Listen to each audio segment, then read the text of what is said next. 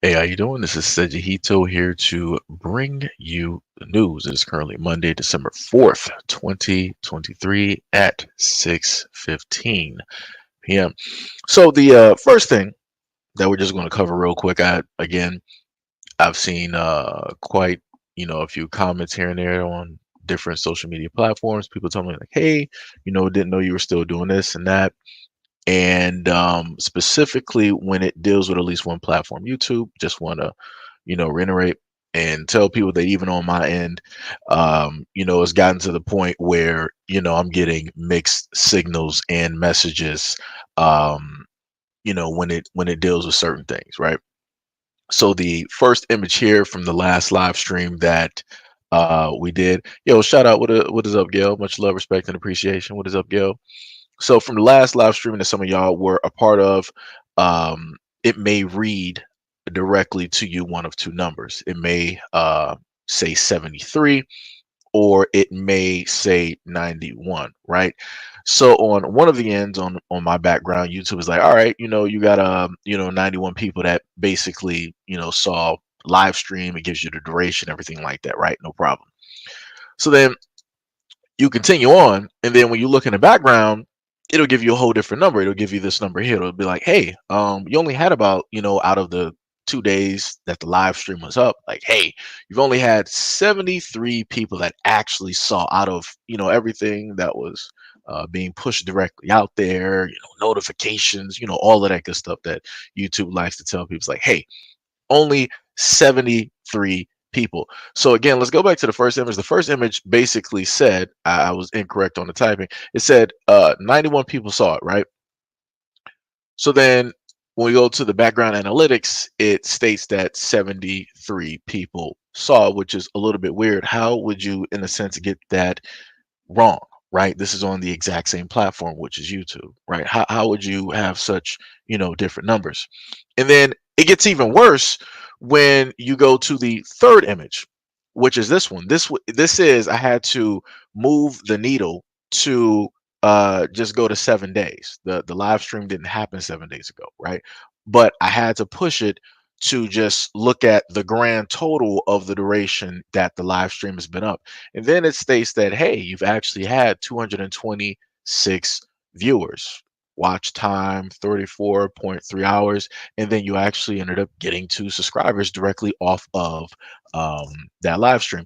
And again, I want to note to people that if you look at the very top, it says this video got 226 views in the last 7 days, and the live stream did not happen, 7 days ago. So again, I'm reiterating to show people the information that I had to up the amount of time in order to actually get the full number of how many people actually observed the live stream. Because note, whenever you guys are here, you don't actually see, nor do I. We never actually see the real number of people who actually roll up and show up to the live streams or any of that nature. A lot of that stuff tends to get stifled, right? YouTube likes to play around with numbers, different things of that nature. To further put that into a another perspective when dealing with platforms playing with numbers, this was a image that I just snapped earlier, right? And let me just try to do the good old crop there. This is directly from TikTok, so this is why it looks like the way that it looks, right? So let me just hit you with the system notification, right? And this is what TikTok stated, right? They said suggest your accounts to others update. Your account is currently suggested to people with mutual connections. From 10/25/2023, updating this preference will no longer be available in the settings and privacy. If you wish to make updates, you will need to submit a request. For now, you can still update your preferences in the settings and privacy. So what that is in a sense telling you, right? This is still going with the same thing dealing with YouTube. What this is basically telling you is that TikTok, in one way, shape, or form, is controlling the narrative. They're controlling how it is that the information directly goes out. So what they're stating is that, all right, at one point in time, anybody who is on TikTok would be able to see your account, see your video, see whatever it is that you post. But we've decided, TikTok, that we're going to limit the amount of people who can see it by only having people who have already followed you or already liked your content, we're going to only allow their mutuals to see what it is that you're specifically putting directly out there, limiting the reach, right, that you're able to get. Right now, again, can't really do anything about that. It's TikTok. It is what it is, right? But I'm going to look at the honesty perspective here, right? They notified me, they told me. So if this is what TikTok is doing, and they're open about what it is that they're doing, what does that then mean that the other platforms are doing, right? So what about an IG? What about a YouTube? Right? What are they specifically doing in the background that they're not necessarily letting you know about? Again, this is TikTok. They're clear cut telling me that, hey, we're monitoring, we're watching, we're listening, and we feel that we're not going to allow, all of your content directly, all over our platform. We're just going to limit that reach. You'll still be able to post, you'll still be able to get, some type of likes and, some people showing up, but it's going to be severely limited. And I know that it's limited because when I look at previous videos on TikTok and the amount of reach that they were able to get, just like, within a few hours or whatever it was ridiculous. And then, going through the week, they were doing pretty well. And then when you go back there and you start, posting videos, put them up, it's like trying to get water out of a desert. It's like, what happened here? It's like, what's going on? It's like you're looking at these videos here, and then you decide to put a video, and it's like nothing's happening, right? And then I had the same instance. Again, like I told you guys in a previous live stream, take place directly on IG, where IG decided to take down a video instantly. When I mean instantly, I'm talking about literally probably within less than maybe 30 minutes that they probably took down the video that I directly posted up there. And I was like, now I know I might have some people that hate the content and they still follow just to be able to report, but to have that instantaneously take place where it was just like, now you see it, now you don't. It's like, wow, that's a little bit that's a little bit crazy to me to actually see something like that, happen. Because again, as I've, showcased to you guys on both of these, on pretty much the main platforms that I happen to post on, I've showcased some stuff on IG, showcased some stuff on Patreon, showcased some stuff on Twitter, showcased a lot of stuff directly on YouTube. It's mostly subtle. It's mostly here and there, types of things. It's not really that instant in a sense. Like as soon as the day that video got put up, that video was immediately taken down, and I was restricted to a 3-day ban, not being able to really write, send, message, post anything, right? And then I seen some other stuff directly on the account where they said went against the community guidelines, and I'm like, and this is when I tell people before that um, these are the issues that content creators deal with.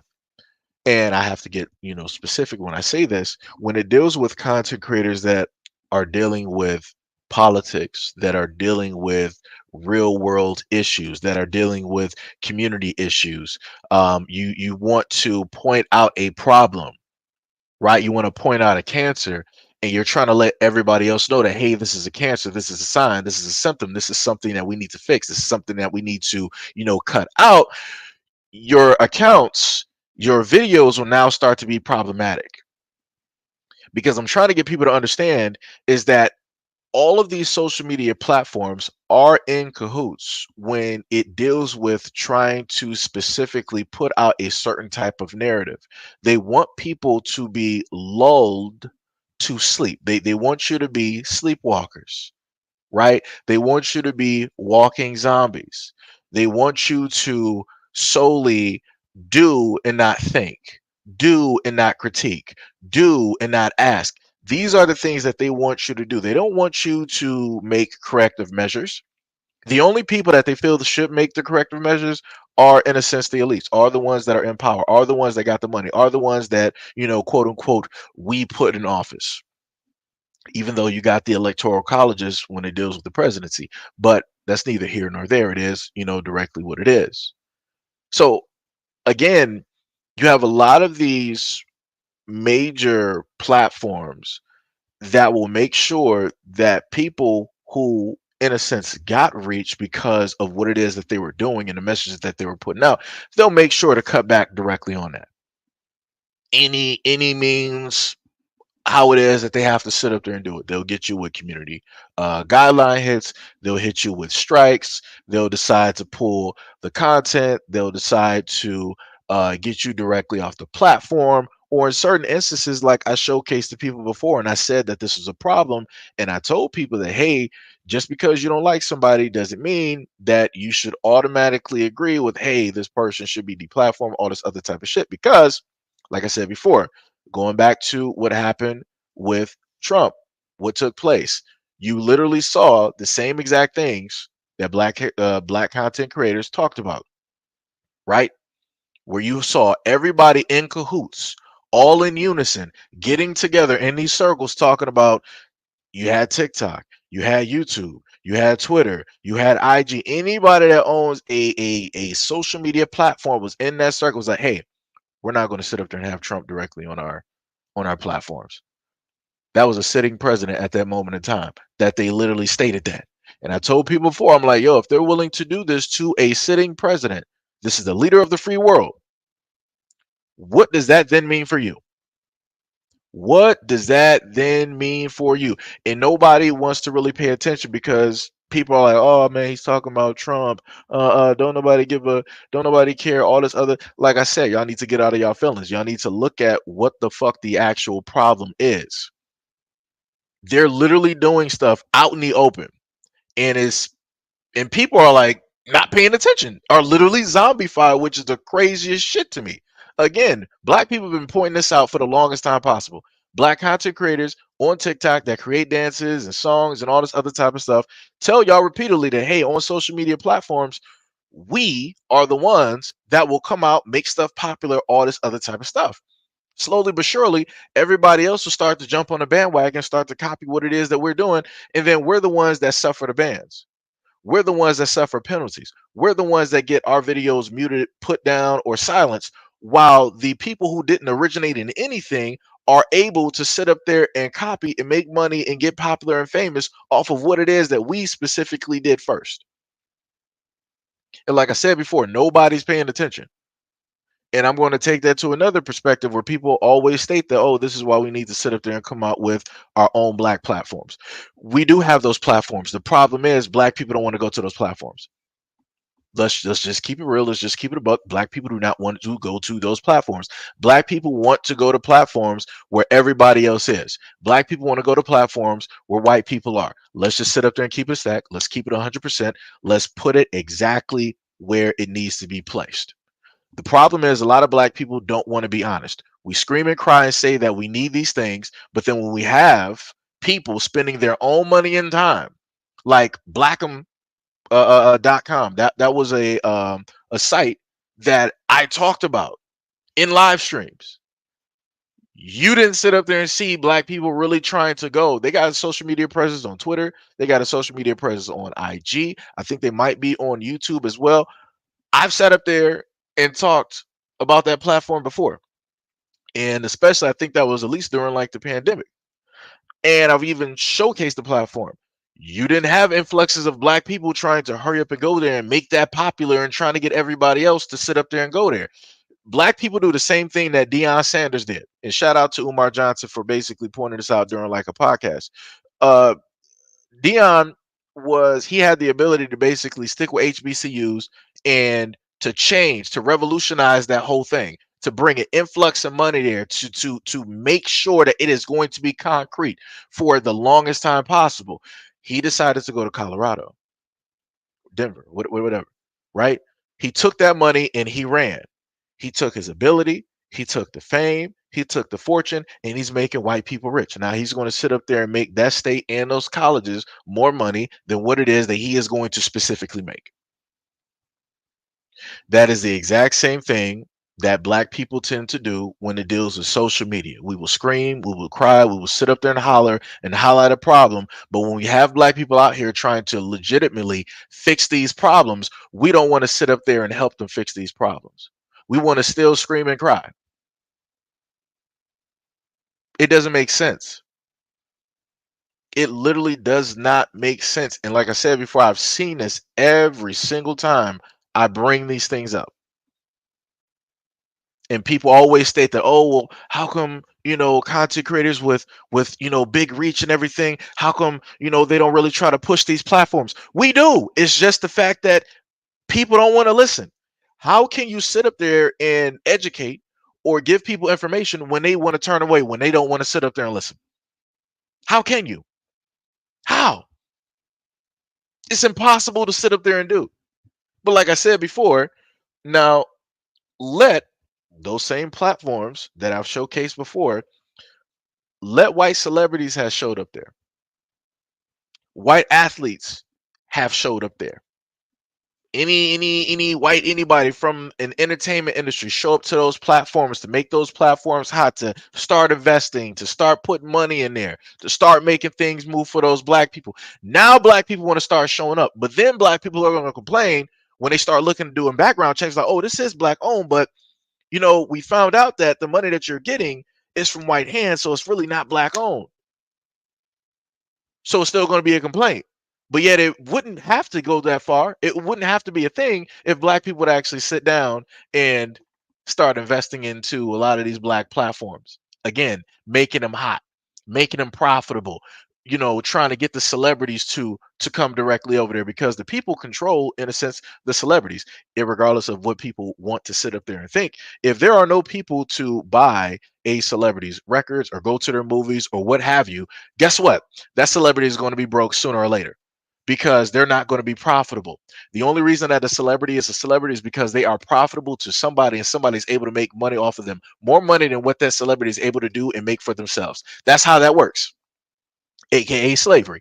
So, like I stated before, and I'm going to sit up there and state again like a broken record, it makes no sense for black people to complain about not having something when you have black people out here every single day creating something, but black people not supporting it. There's too many times on IG I see black content creators who have literally made things in cybernetics where they're teaching people, where people are teaching people how to read stocks and how to make money, people how to properly invest or money management. And the main thing that I see black people sitting up are saying that, oh, everything is a scam, everything is a scam, everything is a scam. It's not real, it's not real, it's not real, it's not real. But the moment in time that somebody is white or somebody else comes through with the exact same things that black people are telling you on IG, magically, you're amped. You want to publicize it. You want to talk about it. You want to actually go to their courses and spend $100. But when black people trying to give you that same information, that same type of game, magically you don't want to show up. You want to roll up. Magically, whenever black people do it, it's fake. It's not real. It doesn't exist. When white people do it, oh, it has to be true. That's the masters of the universe. That's Jesus. That's God. That's the light of the world. That's the person that sat up there and revolutionized every society, including Africa. Those are the people that got Africans out of mud huts, right? That's what we like doing, right? Like I said, it's crazy. It literally makes no type of sense. It makes zero sense. You literally got a black man right now. Two, you got brother Moses West, which I've talked about on his platform too many times to count throughout the years, who has the water machines, where he literally has a machine that makes water out of air. It pulls the air in, does something with the moisture, and it's 100% clean water. 100% clean drinking water. As soon as it's in that tank, you can literally drink it. He's proven that it works because he's brought it to multiple areas around the United States. He's proven that it worked because when he brought it up there to Flint, they tried to disassemble and they tried to wreck his machine because it was doing what it was supposed to be doing. Now, do you happen to see everybody in the black community in the United States trying to donate to the Moses West Foundation to help him put clean water in other places? No, you do not. But black people are always talking about we need our own. We got to start our own towns. We got to start our own cities. We got to do this. We got to be off grid. That's one way to sit up there and be away from the system. You got a system in place that can give you clean water and you don't got to deal with the state or the government. That's one way to sit up there and be off the system. You got other people out here that can teach you how to make or install solar panels. That's another way to sit up there and be off the system. You got a multitude of ways. Then on top of that, you got another brother, you got an elder that is able within a little bit of time, you give him your car and he can make your car electric. That's a black man. Do you see everybody in the black community around the United States trying to specifically donate or trying to find that man out, or see how it is that we can offer any type of protection directly to that black man? No. But we're always on social media sitting up there crying, asking somebody to sit up there and save us when we literally have people in the black community who have the ability to save us, have the ability to lead, have the ability to be build and teach. But yet, what do? Nothing. We don't support them. We'll wait until these people die, and then we want to sit up there and hold up their name. Then we want to sit up there and be proud of them. Then we want to sit up there and march for them. Then we want to sit up there and protect them. Again, for black people, that makes no sense. We want to protect somebody. We want to cover somebody when they're dead versus trying to do for them when they're alive and walking and trying to do for us. This is what I'll be talking about. It makes zero sense. It makes zero sense. And it only happens and takes place with the black community. But then people want to get mad when you start critiquing the black community. You start pointing out these things. And they want to start shifting the buck. They want to start moving the goalpost. They want to start deflecting. Because a lot of people in the black community don't know how to deal with accountability. Don't know how to deal with it. They want to run from that shit every single time. In order to have a better community, we have to be able to take criticism as well as we sit up there and give it. And we especially got to be able to take that criticism from other black people. Because it's crazy to me how black people are completely fine and they're lulled when white people give black people criticism all the time. Anybody who got a white manager, supervisor, y'all know exactly what the hell I'm talking about. You will sit up there and take that criticism. You might grit your teeth. You might make a fake smile. You might have that, hey, Dave, how you doing? I really don't agree with that, but you know what? I understand. I understand. Right? You're going to have that black working voice, right? So that you don't seem combative, right? So that you don't seem aggressive, right? You're going to have that working corporate voice. Right. But when it deals with black people that are giving a legitimate criticism on some shit that needs to be fixed, and you as well know it needs to be fixed, oh, magically you up in arms. You want to start calling people bitches. You want to start calling them all types of like niggas and all this other type of shit. Now you want to get in people's faces. Now you want to throw, be keyboard warriors all over the internet. You want to start doing videos and all this other type of shit. It's crazy. Like I said, the energy that is actually needed from black people, I'm not even sure if black people even realistically have it. If we do have it, it's only for ourselves, and that's just being real. All the times that we've literally been attacked verbally by, and I ain't talking about physically, I'm just talking about all the times that black people get verbally attacked on social media by a multitude of groups. Black people be silent. But the moment in time, let somebody black have an opinion about rap or their favorite artist. Let it be like a Beyonce or a Nicki Minaj or a Cardi B or NBA Youngboy.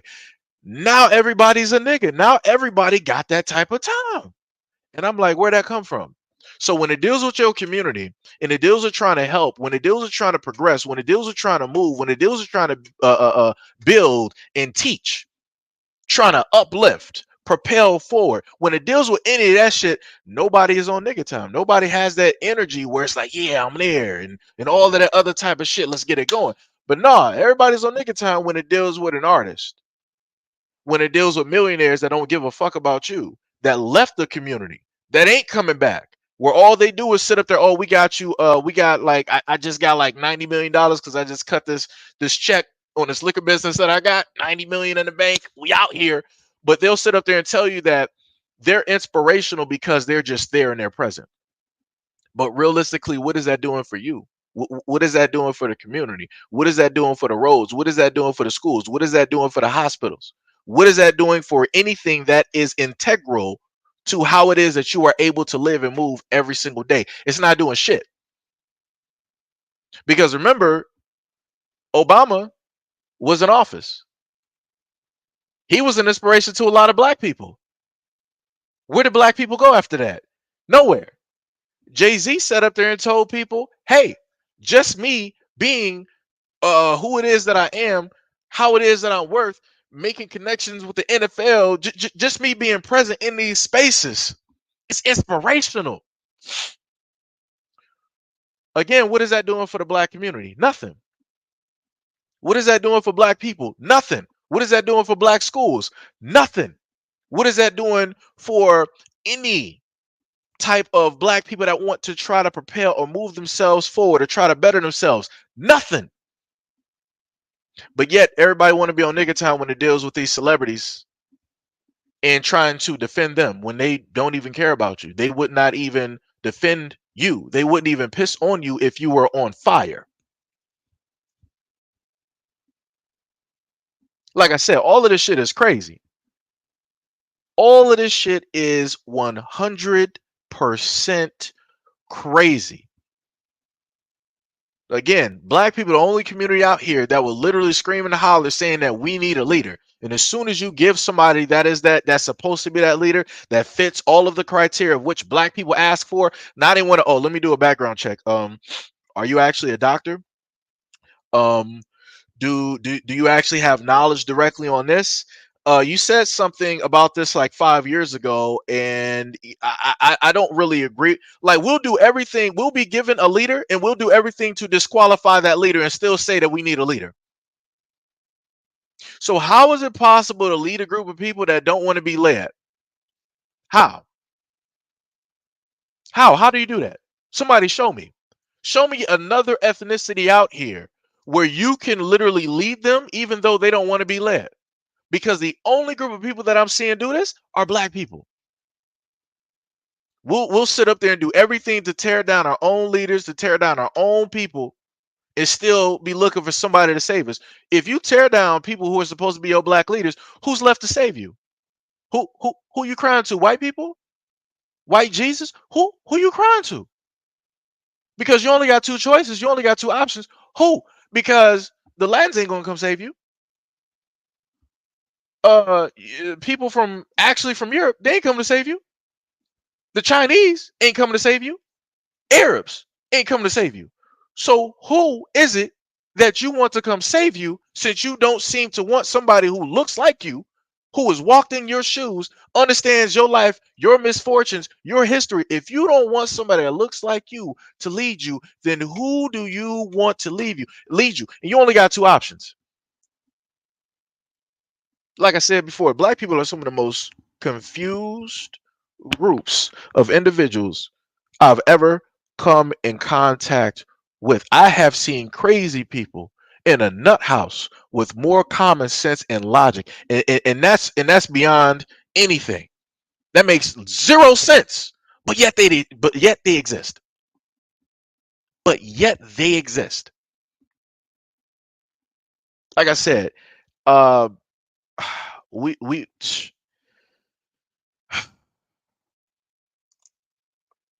like I said, the time and time again, the amount of frustration that I have with black people, the amount of anger that I have because I see consistent nonsensical shit every single day. Matter of fact, let me just get away from this stuff that I'm talking about right here. Let me just go to the videos because I feel like I might have been talking a little bit too long. I wasn't even really looking at any of the messages. Much love, respect, and appreciation to anybody who is directly in in the live stream. I'm just going to highlight this video. Some people may say that it's a fake video for social media. I frankly don't even care because it's going to showcase a symptom and a problem. So let's just highlight this video real quick from this teacher. Yeah, I know who this is. What's going on? Hey, I was calling because I'm having a little bit of an issue out of your son's Let me take that back on. There we from go. your child's school. Yeah, I know who this is. What's going on? Hey, I was calling because I'm having a little bit of an issue out of your son today. He is not wanting to sit down in his seat, and he will not stop talking. So I thought he was sick. So y'all don't handle that? Well, usually we use our behavior management system, which requires for us to call the parent if the behavior is It getting. don't seem like it's with the managing it. I mean, y'all can't. I'm trying to work. And I understand that. And I also am trying to work, but I want us to work together to ensure the success of your scholar. No, ma'am, I'm not trying to get smart. I just want us to work together to ensure the success of your scholar. Well, I mean, what he doing? He won't sit down and he won't stop talking. Therefore, he's not able to You complete. can't make him sit down. Well, I can't make a child do anything. I can request it, I can ask it, but I can't make him do it. And so I'm wanting to work together. Like I'm on here. I've been up there to this school because y'all need to know how to handle. I thought they had teachers that know how to handle kids. I mean, if y'all can't handle, I don't know what you want. All right, let me know. Just somebody hit like a one in chat. I know it might be maybe a little bit laggy. Stuff may not be on time.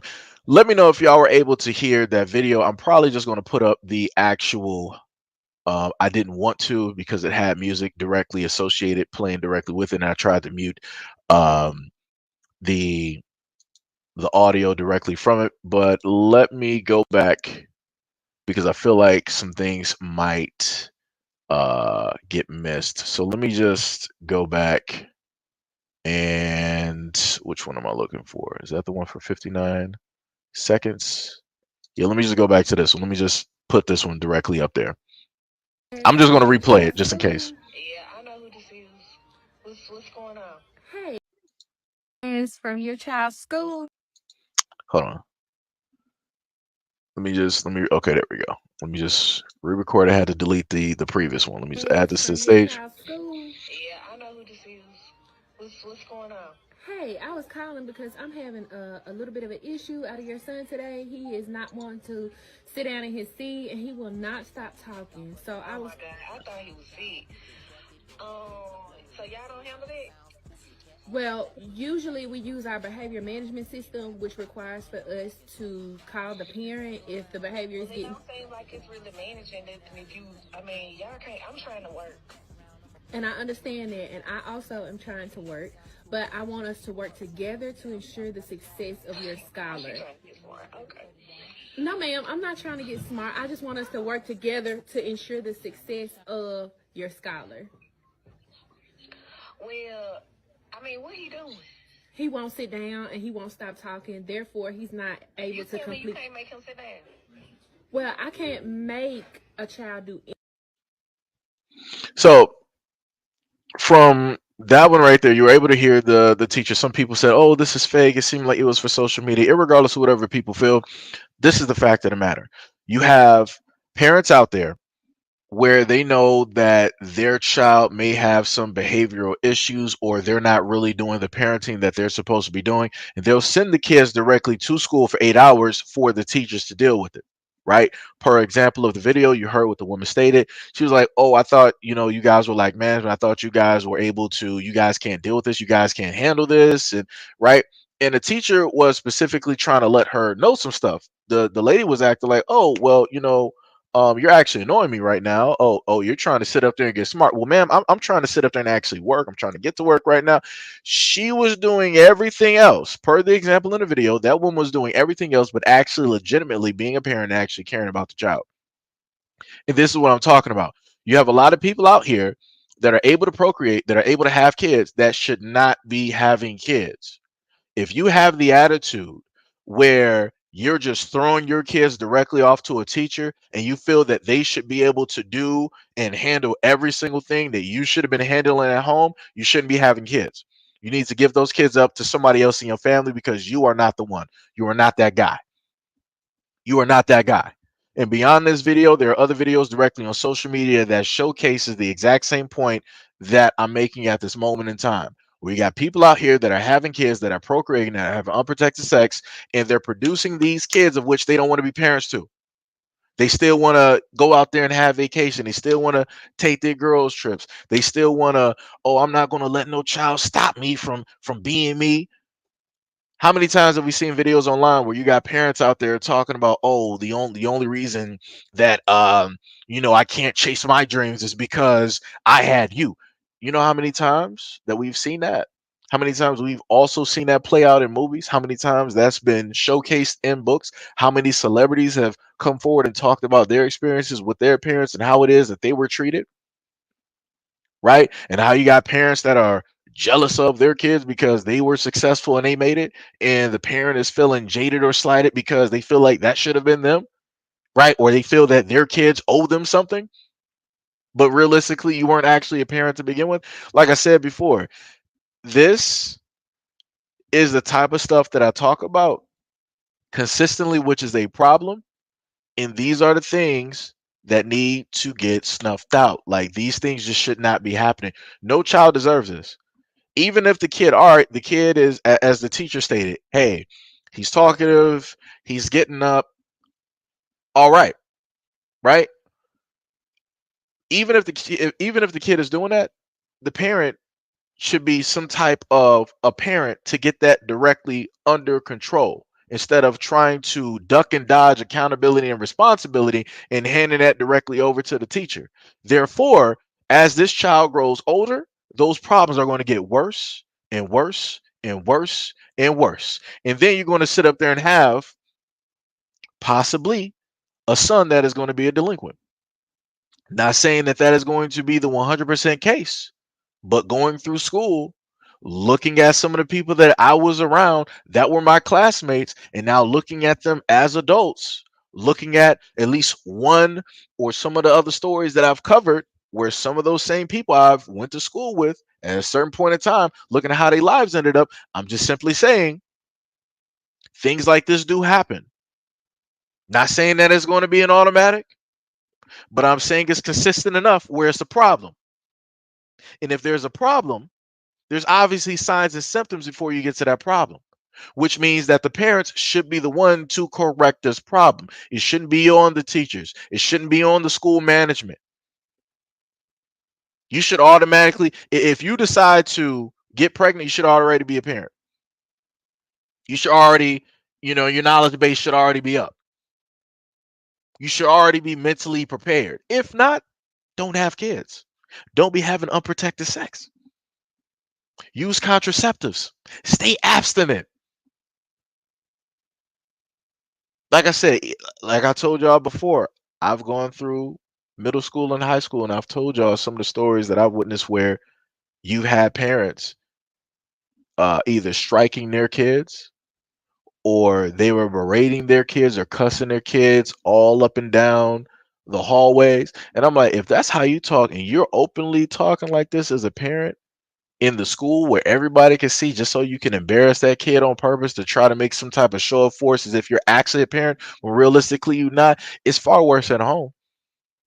Because like I said, I knew some classmates where they were sitting up there getting beat on by their parents. Even if they didn't really do nothing, all right, they might have got like like a D in like a class. That don't mean that you sit up there and start, socking, your student, that you start putting hands on your child. That's not what that means. That means that you obviously there's something there that's not happening. There's a connection there that's not realistically being made, and you as a parent got to figure that out. That's all that is. Have a conversation with them. Be honest with them. Spend some time with them. Like I said, too many parents always state that, oh, I got a life, outside of kids, and I'm trying to find this and I'm trying to do that, but yet your kid is slipping away. And then once that kid get older, then people want to sit up there and be like, well, I washed my hands of it a long time ago. You was grown, you was in high school, you was grown. I can't make you do this and that and all this other stuff. I'm like, but realistically, if you're a parent, if you're actually there, if you actually care about your kid, you don't have to make them, you don't have to force them. Just you being there, you showing that concern, that type of love, that type of energy, it is going to go directly through to that child, and they're going to understand and get the message. You don't got to put hands on the child in order for them to actually get the message. And no, I'm not making this to also go with that whole parenting thing that people are doing now, where they're like not disciplining their kids. There's different types of a discipline. I will sit up there and list. Um, I am in a belief of disciplining kids because looking at society now, looking at how a lot of these kids basically run and move and how it is they want to congregate with the wrong types of people, yeah, that's a problem that needs to be fixed, that needs to be solved. And you're not going to realistically handle or deal with something like that just specifically, through words. Again, there's a multitude of ways to sit up there and do it. Um, whoopings technically is one of those things, regardless of how it is that people disagree with those things. I was a child that specifically came from that generation. I didn't really receive a lot because I really wasn't doing a lot directly out here. But once I, got one to two or three of those, I understood. It's like, hey, you don't sit up there and do this. It's like if somebody tells you, like, hey, the stove is hot, even though you don't see the fire, the stove is hot. That iron is hot because the flame was already on it for about 30 minutes. Don't sit up there and touch it. And then if you decide to sit up there and tempt fate and touch it, you can't get mad at nobody but yourself because the warnings were already there that, hey, you could feel the heat coming directly off of that. Hey, you already know that the pilot was on for about 30 minutes, but you decided to be stupid enough and tempt fate to sit up there and touch that iron, and now you got a branding across your arm or across your hand. Now you got to sit up there and feel that pain. And that's what a lot of people always have to say when it deals with black people, that black people don't understand nothing but pain. So in order for black people to actually get the message and to take the corrective response that is needed in order to grow, in order to better the community, black people obviously have to suffer a lot more pain until the message finally seeps through. Because that's the only thing that I'm seeing and clearly understanding when I look directly at social media and at a lot of these videos, especially this video that I just highlighted directly up here for y'all to see. The mother's not going to understand up until her son ends up like that one kid. What was the name? Darian or something like that. The young man that was in Chicago. And the mother, I set up there and replayed that video to y'all multiple times. She was like, I don't need a man in my house. My son is my man. He's the man in that house. He's the one I depend on. When it becomes that point where you decide to throw that young boy into the role of being the man of the house, which that is not his house. That is realistically not his role because he didn't make none of that stuff there. He didn't make none of those bills. He didn't make none of that electricity. He didn't make the decision to sit up there and move there. He didn't do none of that stuff there. But magically, the responsibility is automatically given directly to him. So now, as a young man, he got to sit up there and take the initiative. He got to now take the role as a grown man, being 13, 14. He now has to take that initiative because obviously there's not a grown man or even a grown adult that wants to take the initiative so that he could just be in the child's place and live his life as a teenager growing up soon enough to be a young man, soon enough to be a full-fledged man. He has to now grow up early because of the mistakes, because of the missteps of grown adults who should actually know better. This is how we get a society that we are clearly living in at this moment in time, where you got a lot of 14-year-olds talking to full-fledged adults as if they're equals and they're not. Because you got a lot of these kids having to sit up there and make up for their parents, make up for adults, try to do better decision making when it's impossible for them to make better decisions when they're children. They don't have an understanding of the world. They don't have that book because their parents really don't even have that book. So you got the blind raising the blind, teaching the blind, procreating with the blind and creating more blind. This is where we're at this moment in time. Go through social media. Take your time, just go through social media, see a lot of the nonsense, a lot of the noise, a lot of the lack thereof on social media. You'll start to understand what it is that I'm stating. Because it's there. Some people will again sit up there and say that, oh, well, these are just variables. This is not indicative of everybody. Well, guess what? Generations die out. So soon enough, what I'm stating is going to be indicative, is going to encompass a whole. So again, regardless on, if people like it or not, it is directly what it is up until a major change actually transpires and happens that transforms the whole of the group. Right? I'm talking about the overwhelming majority. I'm talking about 80, 90%. There's margin for error where you got 10 or even maybe 15%, maybe let me push it even higher, maybe even 20% of people that's a part of a community that don't want to sit up there and listen. They don't want to sit up there and do better. That's fine. We need to sit up there and highlight those people, and you need to sit up there and separate from those people, because the moment in time that you keep people that don't want to sit up there and do for themselves, that don't want to sit up there and do better, and you have them coincide with people that are trying to progressively do better, go out there and obtain more, and it's not going to look good, because the people that don't want and don't have, they're going to look at the other people, grow envious and jealous, and they're going to try to destroy those people any which way.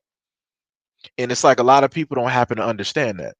This is why when you look at certain communities where you got people that are of the exact same, where you got everybody out there that does drugs, you see what the community looks like, right? Everybody, sits basically on the same field. It's roughly completely even. But then the moment in time that you got somebody that's different moving in there, and they're trying to, differentiate what is good and what is bad, everybody demonizes that person that just came in. It's like, oh, what the fuck do you know? You don't know our experiences. You don't know what it is that we went through. You didn't face these problems with drugs and all this. Like I said, so now people want to, wear that type of sadness as like a badge of honor.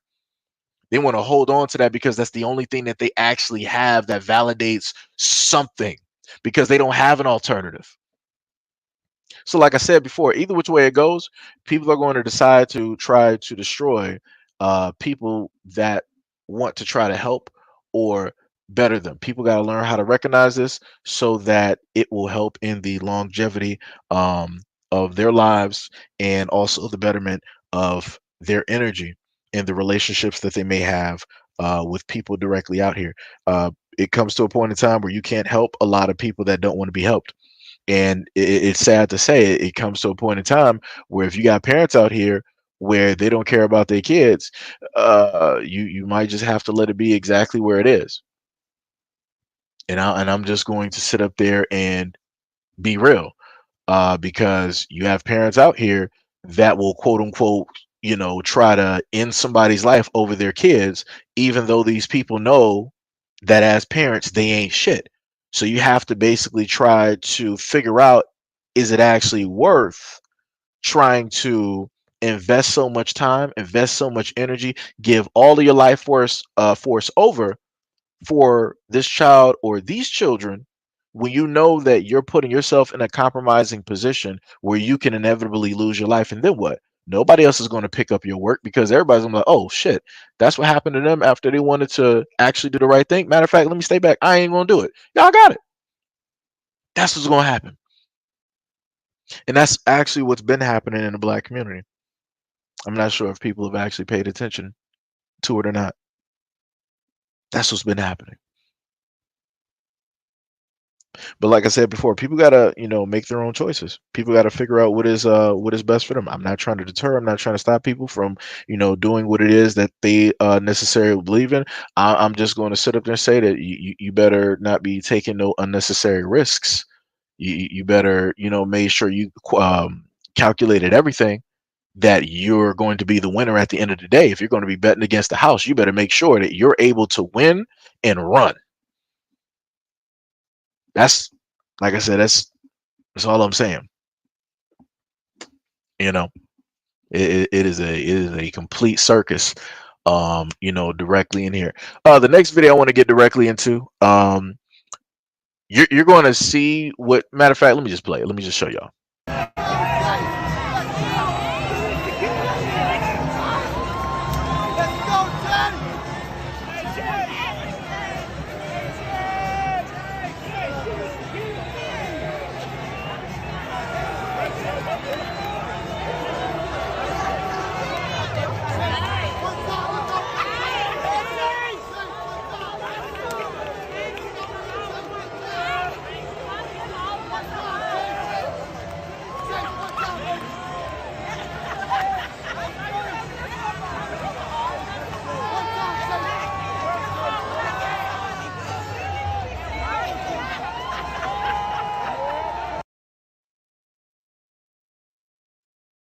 So we clear cut saw that video, right?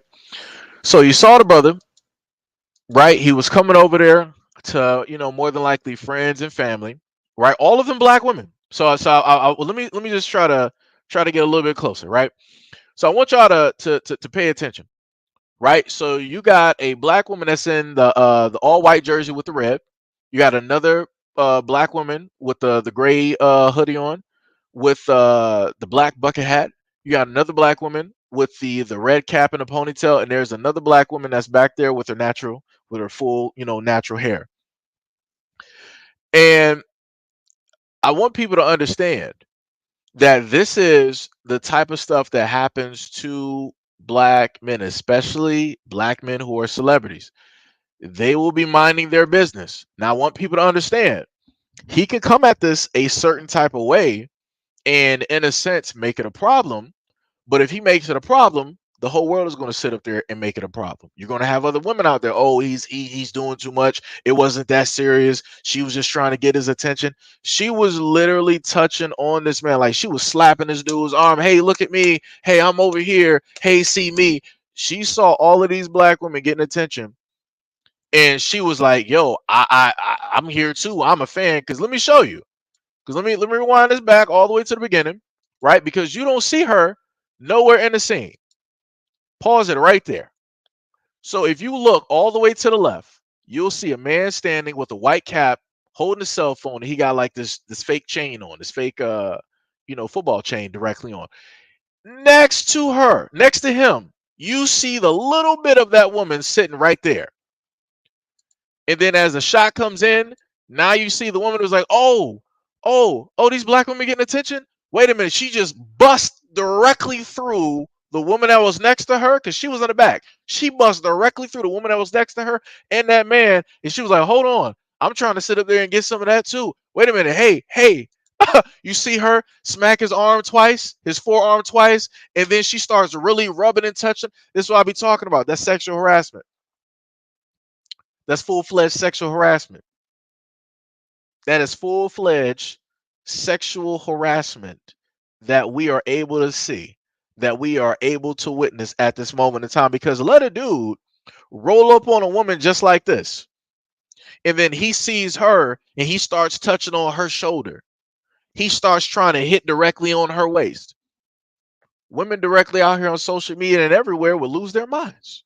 We're like, oh, this is what we're talking about with men. You guys think that we must be your property. You think that you own us. You think that we're cattle. But yet, when this happens to a black man, and like I said, black men highlight these things. We showcase these things. What do people tell us? Oh, well, you should be sitting up there putting her in check. If we know the historical accuracies of things that take place, 9 times out of 10, when when a black man tries to showcase something and try to highlight a problem, especially if a white woman is doing it specifically to him, what happens? Nobody believes him. Nobody's listening. Better yet, the police will come out of nowhere and arrest and beat him up. Even if there is video footage, they'll still try to say that somehow, some way, that black man made some type of wording. They were like, oh well, we can't clearly hear in the audio, but when the black man turned his head, he had said something, directly about the woman that, it's inaudible. We can't clearly hear at this time. So this is why she was trying to hit his hand and get his attention to let him know, hey, not to say that. Right? They will pull some shit like that. But like I said before, you're looking at sexual harassment. This man is not interested. He is not going for you. He is not trying to obtain your attention or your number or anything like that. He obviously knows that you exist because physically you're assaulting him. You're sexually harassing him. You're rubbing and feeling directly on his forearms, on the muscles that are there. But he's giving all of his attention to the black woman directly right there. And even still with him doing that, she's still directly trying to move forward, right? He's still showing love, still showing attention. He's not looking at this woman directly at all. He is specifically in the section with the black women. Look at that. He even turned back. Somebody wanted that. Hey, what's up? Another person wanted that. Hey, what's up? He's staying directly to the right of the screen. He is not really trying to go to the left because he already knows. Once you go left, you go into jail. Once you go left, you go into jail. And looking at her face, Looking at her mannerisms, it seems like she had too much to drink. But like I told people before, alcohol is a truth serum to a lot of people. This is clear cut what you are also saying. But this is again why I set up there and stated why it is that I feel I'm just saying my personal thing. When I look at social media, this is why I say that women shouldn't be out here drinking, because it's already enough that in certain instances you got guys who drink and they really can't handle their liquor, right? But they're drinking like bottles and stuff, just downing it, right? But then you got women that'll sit up there and drink a cap or maybe less, and they're all over the place acting silly. Legs are like linguini, like it's all over the place. And then they start doing stuff like this. And then people will make excuses when women do this, but when men sit up there and do it, oh, it's jail time, it's prison time. Oh, you touched her once on her shoulder. Oh, you raped her, right? That's what they'll sit up there and do. They'll try to make all of these stories, try to take place, all of these narratives directly try to fly. Like I said, it ain't no winning. You can ignore a woman for your best interest. Like I said, he saved his life and his own career at that moment. If he keeps up that same energy, he's going to go very far.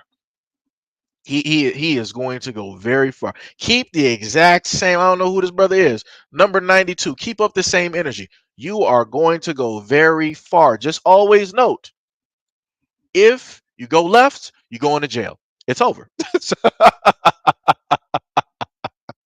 If you go right, you are all right. If you go left, you are going to jail. That's all it is.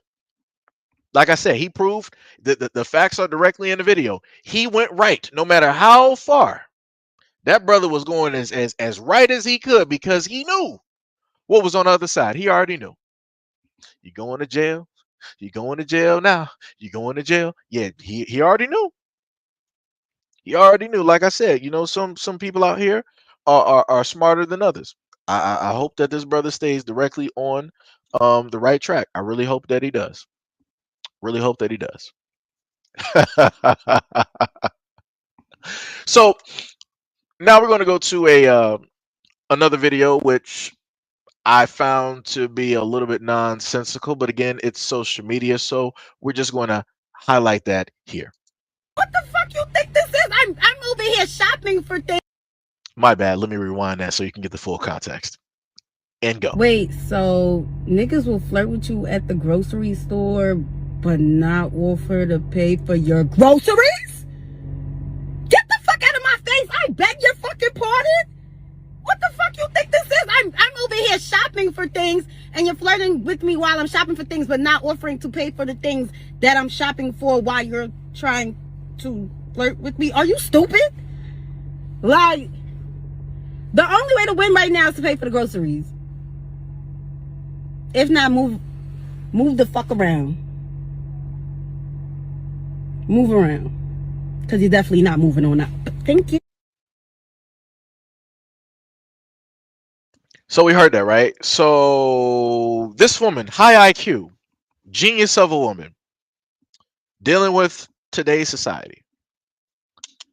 She clearly said that if you try to talk to a woman that is within the grocery store and you are not trying to offer to pay for the groceries, then why are you even trying to talk to her? This is what I talk about when it deals with a sense of entitlement that a lot of people have in this day and age, where they feel that everything is like a club, and they're like, okay, well, normally in a club, if a guy tries to talk to a girl, he's going to offer her a drink, he's going to offer to buy the friends a drink and all this other type of stuff, all to not even get a word directly from the woman, even a date, even a phone number, right? But this woman is like, if you try to talk to me in a grocery store, you should be offering to try to pay for and buy my groceries. People at this moment in time, I think, what was one story that I saw, like gas at like $6 or something like that. If gas is at $6, transportation is at an all-time high. The MTA, which I'm going to cover, I'm going to read through the article in a minute, is going to try to charge. Let me see if I can go to the article, right? Because I'm trying to make the point here, right? They stated that congestion prices could cost New York City drivers $15 to enter Manhattan's busiest streets, right? Because they're going to try to put toll booths up to try to get and pull extra money, right? Because mass immigration is taking place, right? But irregardless, if people don't want to really pay for gas, if people are having a hard time paying their own bills and their own dealing with their own living situations, living paycheck to paycheck, why do you think or have the audacity to feel that if a man is saying hi or hello or even trying to spark up a conversation with you just in a grocery store, why should he have to sit up there and offer to pay? Like, the sense of entitlement is crazy. It, it it's completely crazy. And if the guy was like, okay, well, if I'm paying for your groceries, then I'm obviously going back home and you're gonna be cooking me some with these groceries. Now, if a guy were to sit up there and say that and think that he gonna be having some afternoon delight, women would be sitting up there looking at this dude like he crazy. But yet you got women online stating stuff like this.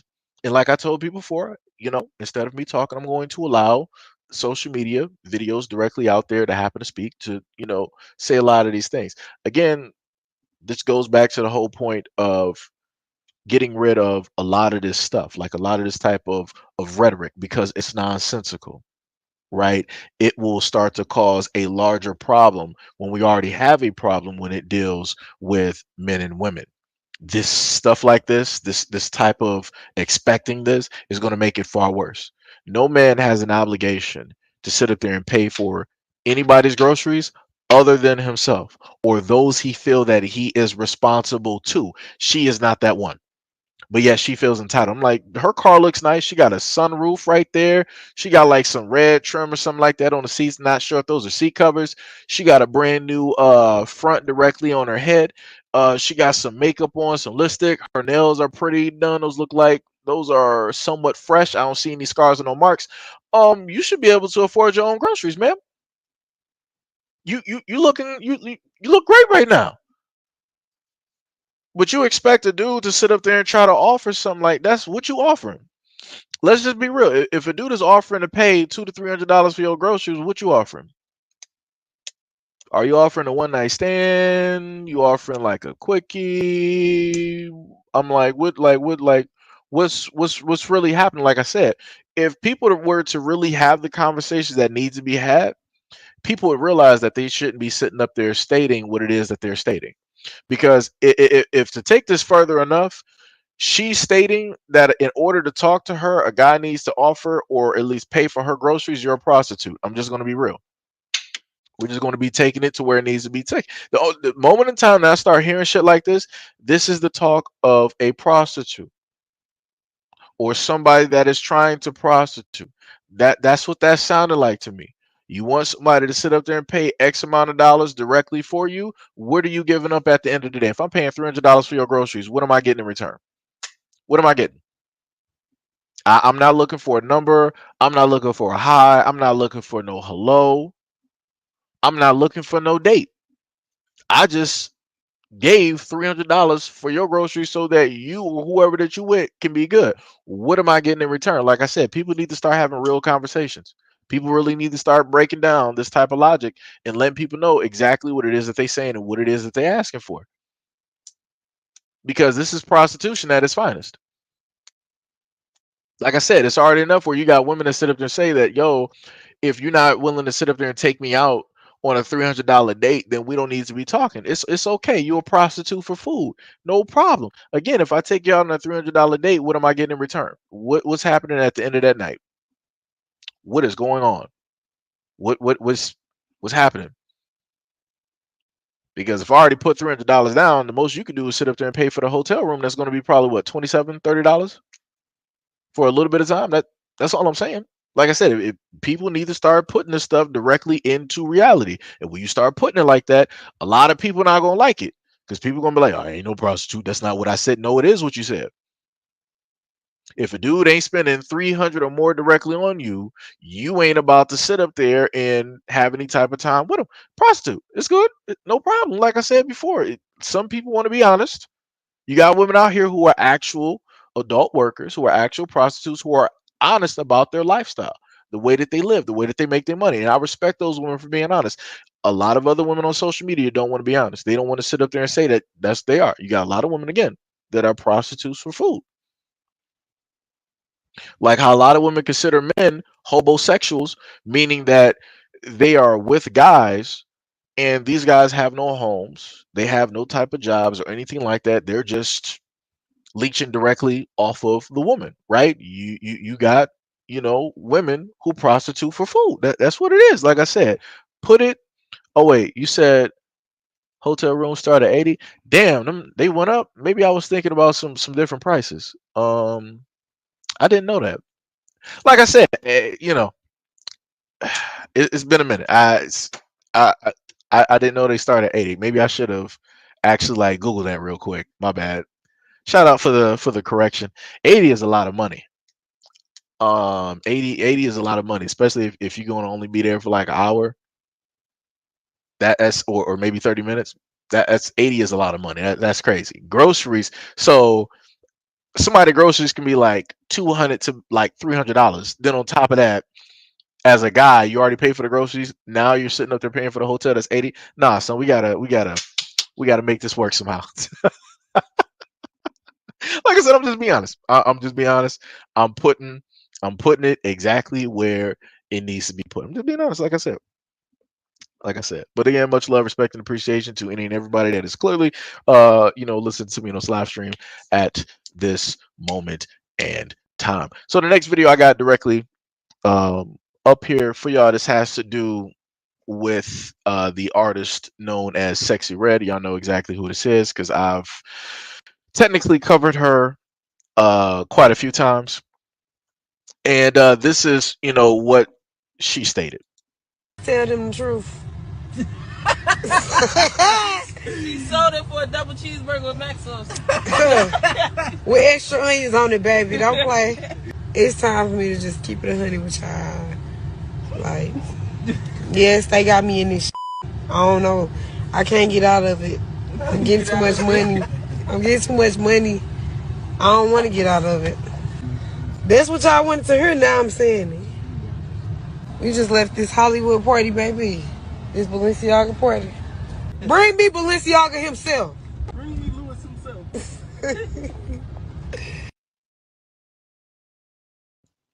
So you heard what Sexy Red stated, right? She said, I'm going to say it because y'all want me to say it. Basically, in a sense, making a reference to what a lot of other people have talked about, over the last, 10 to 20 years, which is basically, selling their soul, sacrificing some in order to get money and fame. Now, again, she's saying this, jokingly. You hear people laughing in the background and whatnot or whatever. And you have people sitting up there, oh, she's just trolling, ain't even real, she just sitting up there saying that just to get under people's skin because people. And like I said, you got a lot of you got some people of the newer generation that don't see the signs and the symptoms. They don't actually understand because they don't really have the knowledge base of some of these things. And there's a multitude of other videos of celebrities coming out and basically stating that, hey, they sacrificed or had to give something over in order to get this money and this type of fame. Let me see. It should be Bob Dylan. I think I covered him before in a previous. Make sure I got the right artist. Yeah, singer Bob Dylan on an old interview on 60 Minutes. When the interviewer set up to ask him, he was like, "So where do you get your inspiration? Where do you get, how are you able to write, such, great music?" And you can see him get kind of nervous. And he was saying, that he gets it from, from somewhere.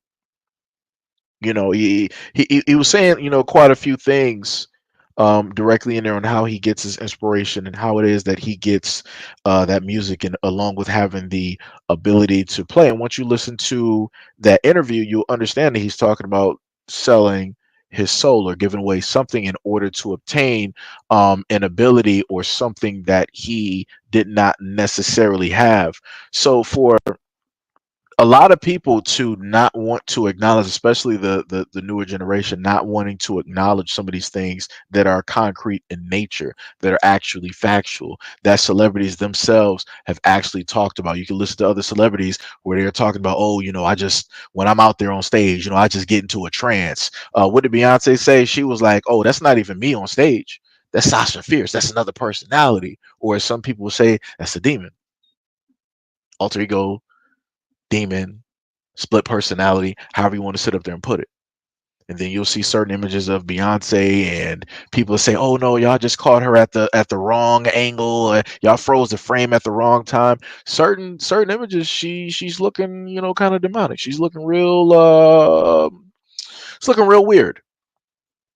Looking real weird. And then you got other videos directly out there, just flying off the handle. Since we're already here, you got other videos out there where I saw a white guy walked up on a cave. Some of y'all might have seen the video. If I still have the video, I might put it up on a live stream one of these days, or maybe you can find it on Twitter. There was a Masonic temple that was inside of this cave, and you saw the Mason symbol. You saw like the whole gate. You saw all of that there. It was real type shit. When you go directly in there, you see the bleachers where people basically sit. You see with something that looks like a podium, and then on the ground, you see something that's large enough for somebody to lay down. Right? And this is something that has been referred to when it deals with people getting tested or initiations, taking place when people are put into or being allowed, into, these groups. Because like, a lot of people say a lot of these gatherings in these groups, it's a party for it's a party that you're not invited to, because everybody in some type of way, fashion or form has to be initiated. So it doesn't matter if it's humiliation. It doesn't matter if, maybe it's a loved one, or if you specifically had to do something like Mariah Carey back in the 90s, getting caught allegedly giving fellatio in a limousine to an exec or to an owner. Like I said, there's a lot of things directly out there, and people refuse to listen to a lot of these things. Timothy said he was talking about meeting him at the crossroads to make a deal. Yeah, there's a lot of records directly like that in rock that reference making deals or Satan. There's a lot of stuff directly in rap as well, where you will see certain symbolisms and things of that nature, referring to snakes, serpents, um, reptiles, a lot of different things, or a person killing their old them, and then you see the new them. Right? That's referred to in a variety of music genres, where you literally see the artist kill the old them, the one that was just coming in there, that was just doing what it is that they love, and they killed that person off in order to get that fame, in order to get that money. And then, as people state, as Kevin Hart basically stated in a video, he was like, there are doors. And he stated that when he was getting in there, he noticed that he was always in a room that had two doors, and he was just in that one room that had that door, and he was just wondering what was behind that other door, what was there.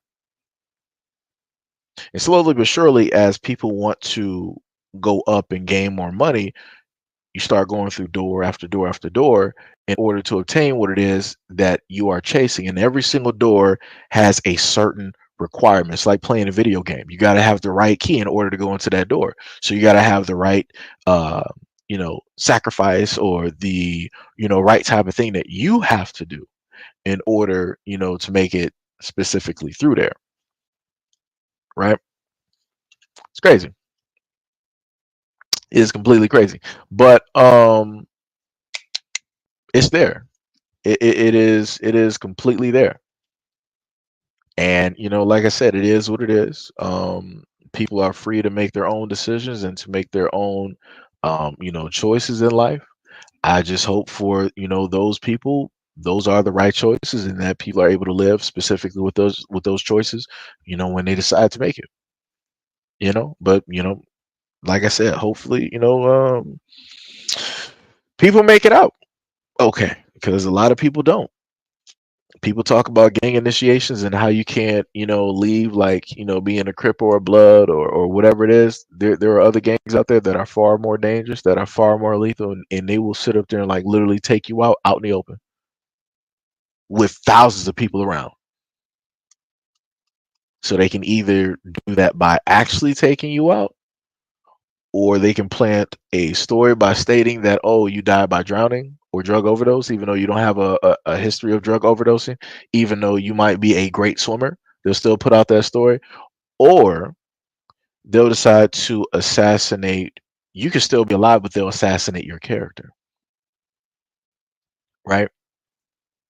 And even within that still, crosses the line of being a type of humiliation, ritual, where you got, people wanting to say certain things about a person that nobody knew, right? So you got certain celebrities out here where you found out that they like to do certain things in a bedroom. That's humiliation. That's them being humiliated, being out there in the public on this stage, being humiliated in front of everybody, right? They're being made to lay bare in front of everybody because everybody now knows that truth because it's no longer a secret, right? So, like I said, hopefully, people pay attention. Um, Wait, Tibby said, no wonder Sedgwick's not replying to me. Everybody on this channel, I was in such. Oh, you were on the first channel. Well, for me, I can see comments from both channels, at least on my end. I know it doesn't allow y'all to basically do it, but I can see comments from both. So everything for me, it shows up as one channel. So my apologies there. Um, Timothy said your question, do you feel the black community should find leadership or help from anyone, or should we keep quality control on who tries to be a leader? That's a good question. Um, if we try to look for help from anybody, we're going to be further compromising a already compromised position, because we're already hit at this moment in time, because we don't really trust white people, but yet we'll accept money and help. We say that we love black people, but yet we also hate black people at the same time, and we won't allow black people to actually help us, even if they have the best interest directly for us, wanting to love us, wanting to support us, wanting to teach us, wanting to lead us, wanting to propel us to a plane of existence of which we've never even, you know, looked at, right? So if we decide to find somebody else that is not of the black community to basically support us, what is their end goal? What are they specifically trying to do? Because at the end of the day, people got to realize that if you're on a team, you're going to play for home, right? So if you're, let's say, like the Lions, shout out to Detroit, if you're on the Lions, you're playing for the Lions, you're for the Lions team. You're not going to be on the Lions, but then you're going to be playing on the team of the Patriots, right? You can't do that. Like how they sit up there and say that you can only serve one master, you can't serve two. It's impossible for you to do it. It's impossible for a player to play for one team and then also serve another team. You can't do it. That's a compromising position, because at the end of the day, the whole goal is to win. How are you going to make sure that you're going to win for the home team, but then you're going to make sure that somebody else wins who is not even a part of your home team? And then if you do secure that win for those other people that are not a part of the home team, then where does that leave you, and what does that then do for you? Because they can get rid of you and then replace you with somebody else who's going to do the exact same thing. Again, see, it's a losing situation. So and then going to what you said about, keep quality control on who tries to be a leader. Um, I wouldn't even know what that would even look like, because as I look, like I said, before I even started doing this, I looked at other black people. I watched, right, other black people for years. Don't matter if it was on television networks, that they might have had their own channel or whatever it is, and I've seen people, quote unquote, try to have, that quality control that, you stated. But I'm like, I see black people in a position as gatekeepers, and they make sure to pretty much not let any black people through. But they will have on their platforms white people, and they'll allow them to speak, They'll allow them to talk. They won't really give them any hardball questions, but they'll just be ecstatic and happy that those white folks are there because that brings, more directly to their platform. That allows more money, more funding. That makes the branding a lot larger, right? But if they were to bring black people, we're going to be the hardest on our own people. We're going to make sure that you're actually qualified. What white college did you go to? What doctoral do you have? Who signed off on it? Who was the dean of the school at that? Matter of fact, who was your teacher that you were learning from? Matter of fact, let's scrutinize the teacher too, because if we scrutinize the teacher, that means that your education is a complete farce. Right? We'll do all of that digging on somebody that is black, but we won't have that same energy for, other groups directly out there, which, is crazy. It's 1,000% crazy.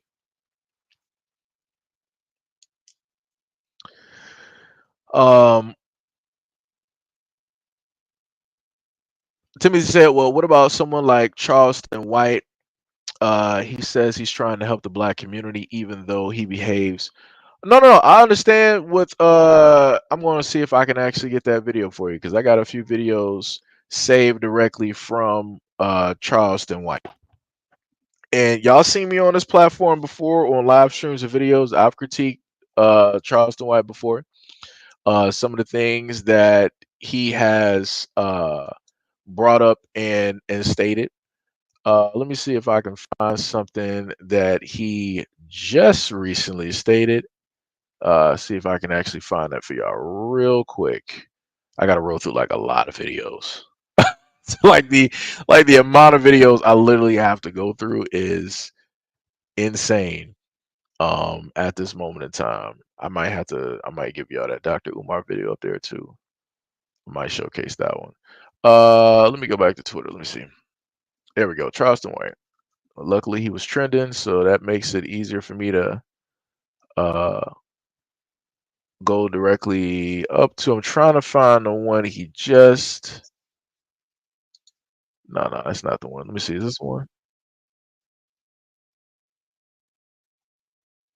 All right. Yeah. Let me give you all this one. We're gonna watch this one real quick. Like I said, there's a lot of people out here. I can agree with them sometimes, and I can disagree with them sometimes. But I'm still gonna, listen to what it is that they say. I ain't gonna discredit or discount them because emotionally I might feel a certain type of way about them. Like I said, I try to tell people to, get out of the emotional spectrum, when it deals with certain people. Because again, people got to understand the psychology of certain things. Like certain things will be placed and put directly in front of you because they know that it will give you an emotional response, that you're going to have a direct emotional response directly to it. But I'm going to I think this should be the clip, but we're going to go through it real quick. See if I can get it most people are hypocritical. They stuck on words. That's why they ignore most people's actions like celebrities. That's why they ignore R. Kelly actions for so long when he was child molesting. That's why they ignored Jay-Z's action when Foxy Brown came out and said he was putting that horse dick in her in the Source magazine. Remember that interview? You might be too young. Foxy Brown came out and said Jay-Z was fucking her when she was 16. So if we just go, come on now. So that's why action don't speak louder than words to black people. Because if you go to look in the action, you look at Dion can't keep a marriage. He been divorced how many times? This is how many wives he done had, 3 or 4? So we are following a man who can't how many times? That's all I'm gonna say. That's all I'm gonna say. Known for sleeping with multiple women throughout his life. Whoremongering man. Maybe that's why God took his toe. Turf toe motherfucker. Okay. So that's all I'm saying. So this is a man who done abused multiple women. Pilar has so much to say about it. Go get the divorce papers. Abusive. Come on now. I was paying attention because I lived in Dallas at the time, so it was big talk in Dallas. And we ain't gonna talk about when he was in Atlanta fronting the dope niggas down here when he was playing for the Atlanta Falcons. All that's documentation. Speculations. Okay, well, we'll say speculation, but there's no speculations on Charleston White. It's just what he says. It's just conversation. So when you look at Charleston White, you see he's a father, a husband, a community activist, a youth advocate. You ain't got nothing on me. Ex-husband, coon. You ain't got nothing on me. Snitch. You ain't got no paperwork. Talk down no on paperwork. black people. No paperwork. No paperwork. It ain't no paperwork on me. You got to have paperwork on the snitch. No paperwork.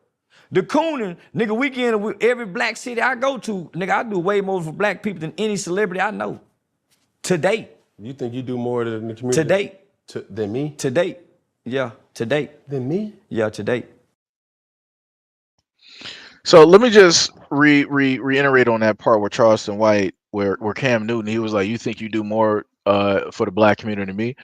Again, I'm not sure if people actually paid attention. People can go look up Charleston White and his history. This dude was working with people in office. He was working with government officials. He was helping with laws and many different things. This dude was speaking, as he stated before, at the Walter Cronkite School for Journalism. He's even in papers. So it's like for Cam Newton to try to sit up there and say like you think you even done more than me. Yeah, he has. Cam Newton ain't worked with how many political officials has Cam Newton sat up there and worked with? What laws or rules or regulations has he tried to either say yay or nay or try to help somebody get like the most I know from Cam Newton is this, some other stuff, and that's it.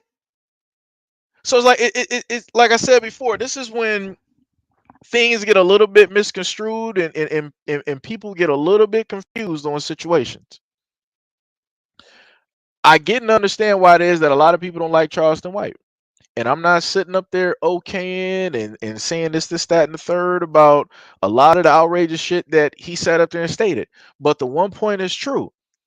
When he was being educated, when he was talking like he got some common sense, like he went to college, like he knew what the fuck he was talking about, black people were not trying to fuck with him. Black people was not trying to mess with him. Like, I'm trying to really find that video. Let me see.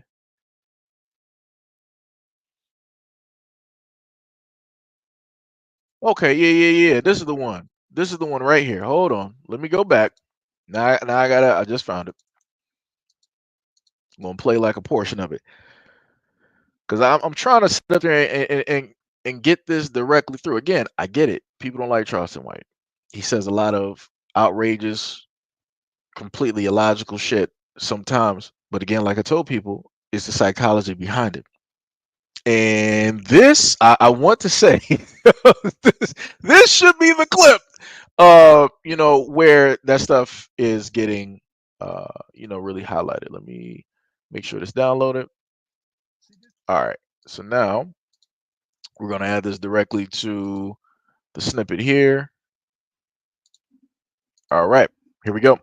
This is the thing, Charleston. Like, I think everything that you're saying has some truth to it. It's just the delivery. There's no denying that you're standing for and by your people. Well, here's the thing. When you addressing evil, you can't worry about the delivery. When you looking at the conditions of our community, you can't worry about the evil when you got kids that kill kids and say we smoking on Tuka. See, they wasn't worried about the delivery when these kids in Chicago were talking about smoking on Tuka. Mm-hmm. They weren't worried about the delivery. I ain't got no manners for no slut. I'm gonna put my thumb in her butt. The delivery? I like girls kissing girls where I'm from, and that's on the radio. Girls on girls, that's promoting lesbianism to my daughter as we driving to school. This song they playing with Drake. Y'all worried about the delivery? These niggas talking about killing each other. That nigga Thug said, nigga, I shot at your mama. You don't mention me no more. He really shot that nigga mama. And y'all worried about my delivery? These niggas are confessing to murders on songs. And y'all worried about my delivery? The conditions of black sucking them, talking about booty holes. Y'all worried about my delivery? Come on, don't be hypocrites, black people. Y'all can't listen to this music if y'all so caught up in my delivery. And I'm hoping that everybody understood and heard what he's saying. So again, people are worried about how it is that Charleston White basically speaks. He'll say outlandish shit. He'll say some crazy shit. But his whole main point is, in order for him to get everybody's attention, he can't act educated. He can't act like he got common sense. He can't act like he can lead people. He got to act like all the rest of the niggas out here that everybody gives attention to. So all of the ignorant asses that's directly out here, all of the street ones that's directly out here, all of the motherfuckers that's going in and out of jail and prisons that's directly out here, all of the motherfuckers that want to sit up there and knock somebody out, they want to be showcasing all of this madness. A lot of the rappers, like he said before, that's talking about killing each other on these songs every single day. Everybody in the black community gives their free time and thought directly to niggas. So what did Charleston White decide to embody in order to get the attention of black people so that he can put out a certain message? He had to act like a nigga. They literally had this directly in the Boondocks. Like, people thought like the Boondocks was just like some type of like funny show. It was telling you shit. It literally told people real shit. And you can literally apply a lot of the shit in the Boondocks to shit going on today. And the Boondocks was back when that was like high school time. So that's an old ass show.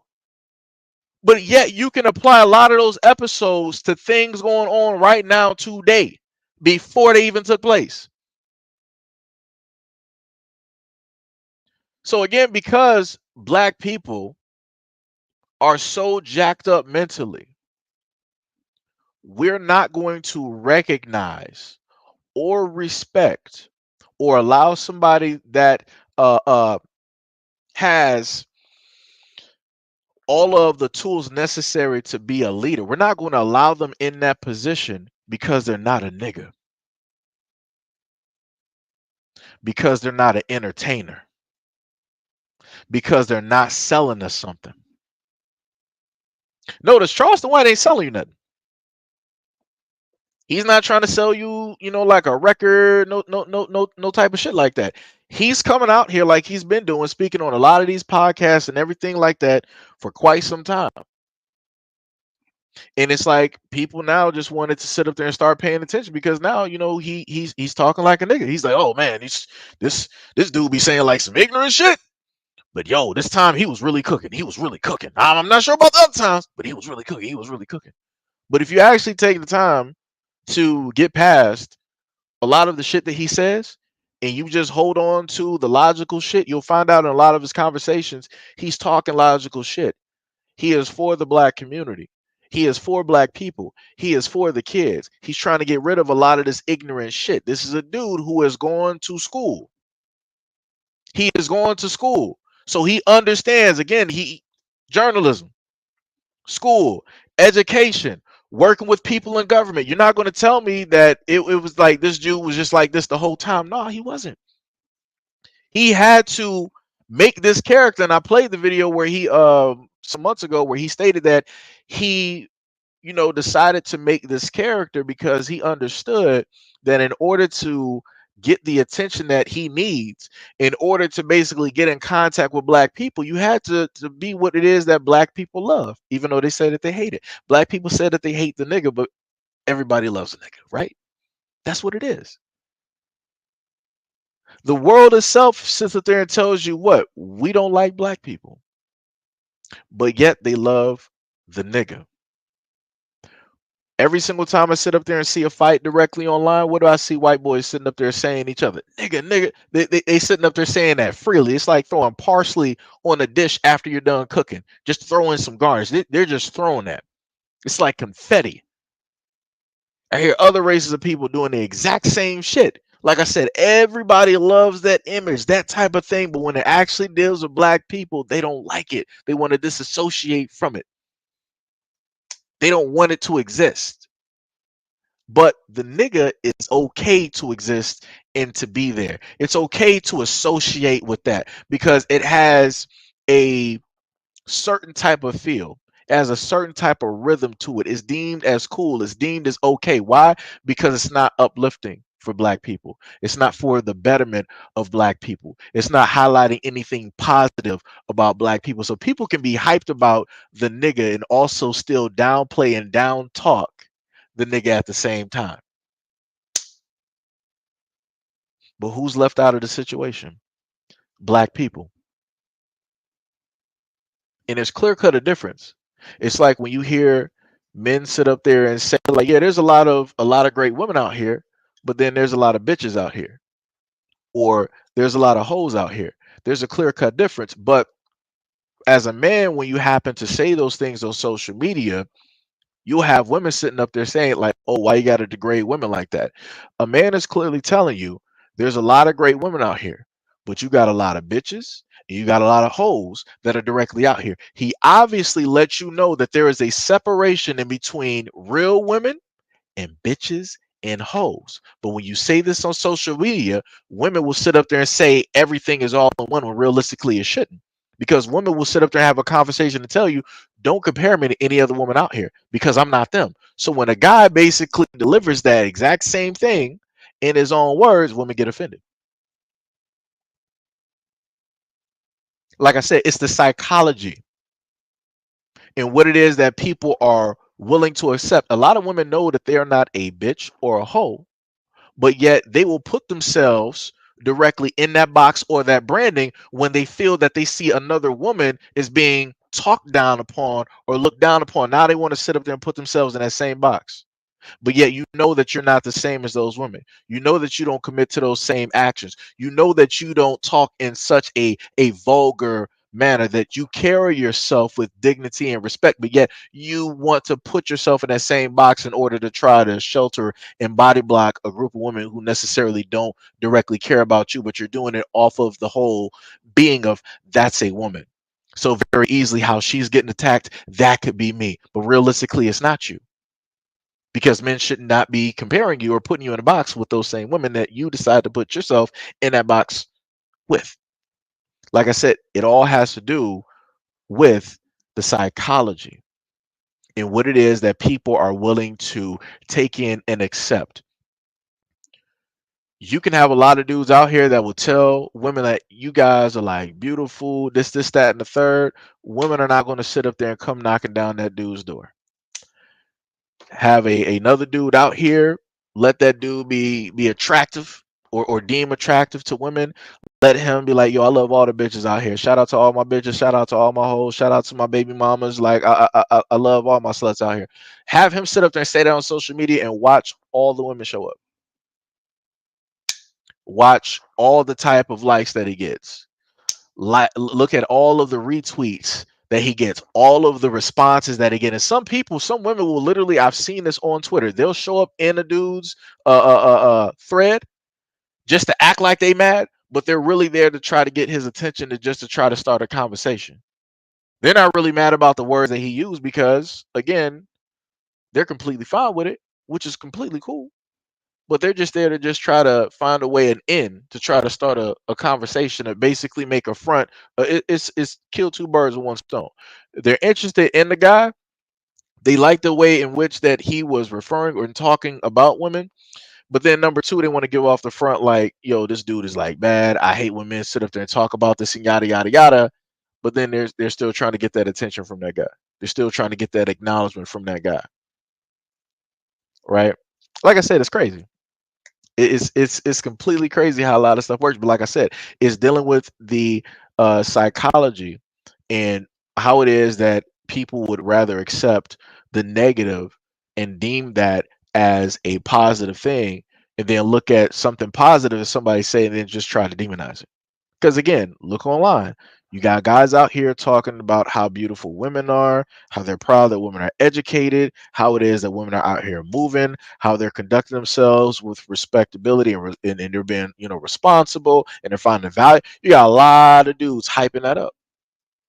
But you don't see women rolling up to those guys, banging down their door, talking about, yeah, I want a man like this. I wish my guy talk like this. Can you speak to me like this? Can you date me? They're not doing that.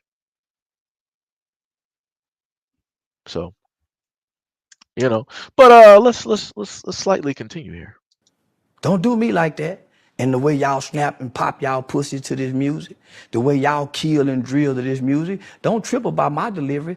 Hey, yo, Easy, why you wear your pants like that? I wear my pants like that because that's easy access, baby. Easy, why you talk like that? I talk like that to get my point across. Because when I wasn't talking like that, wearing a bow tie, y'all wasn't paying me no attention, and I was going to the Supreme Court changing laws and legislations in this country.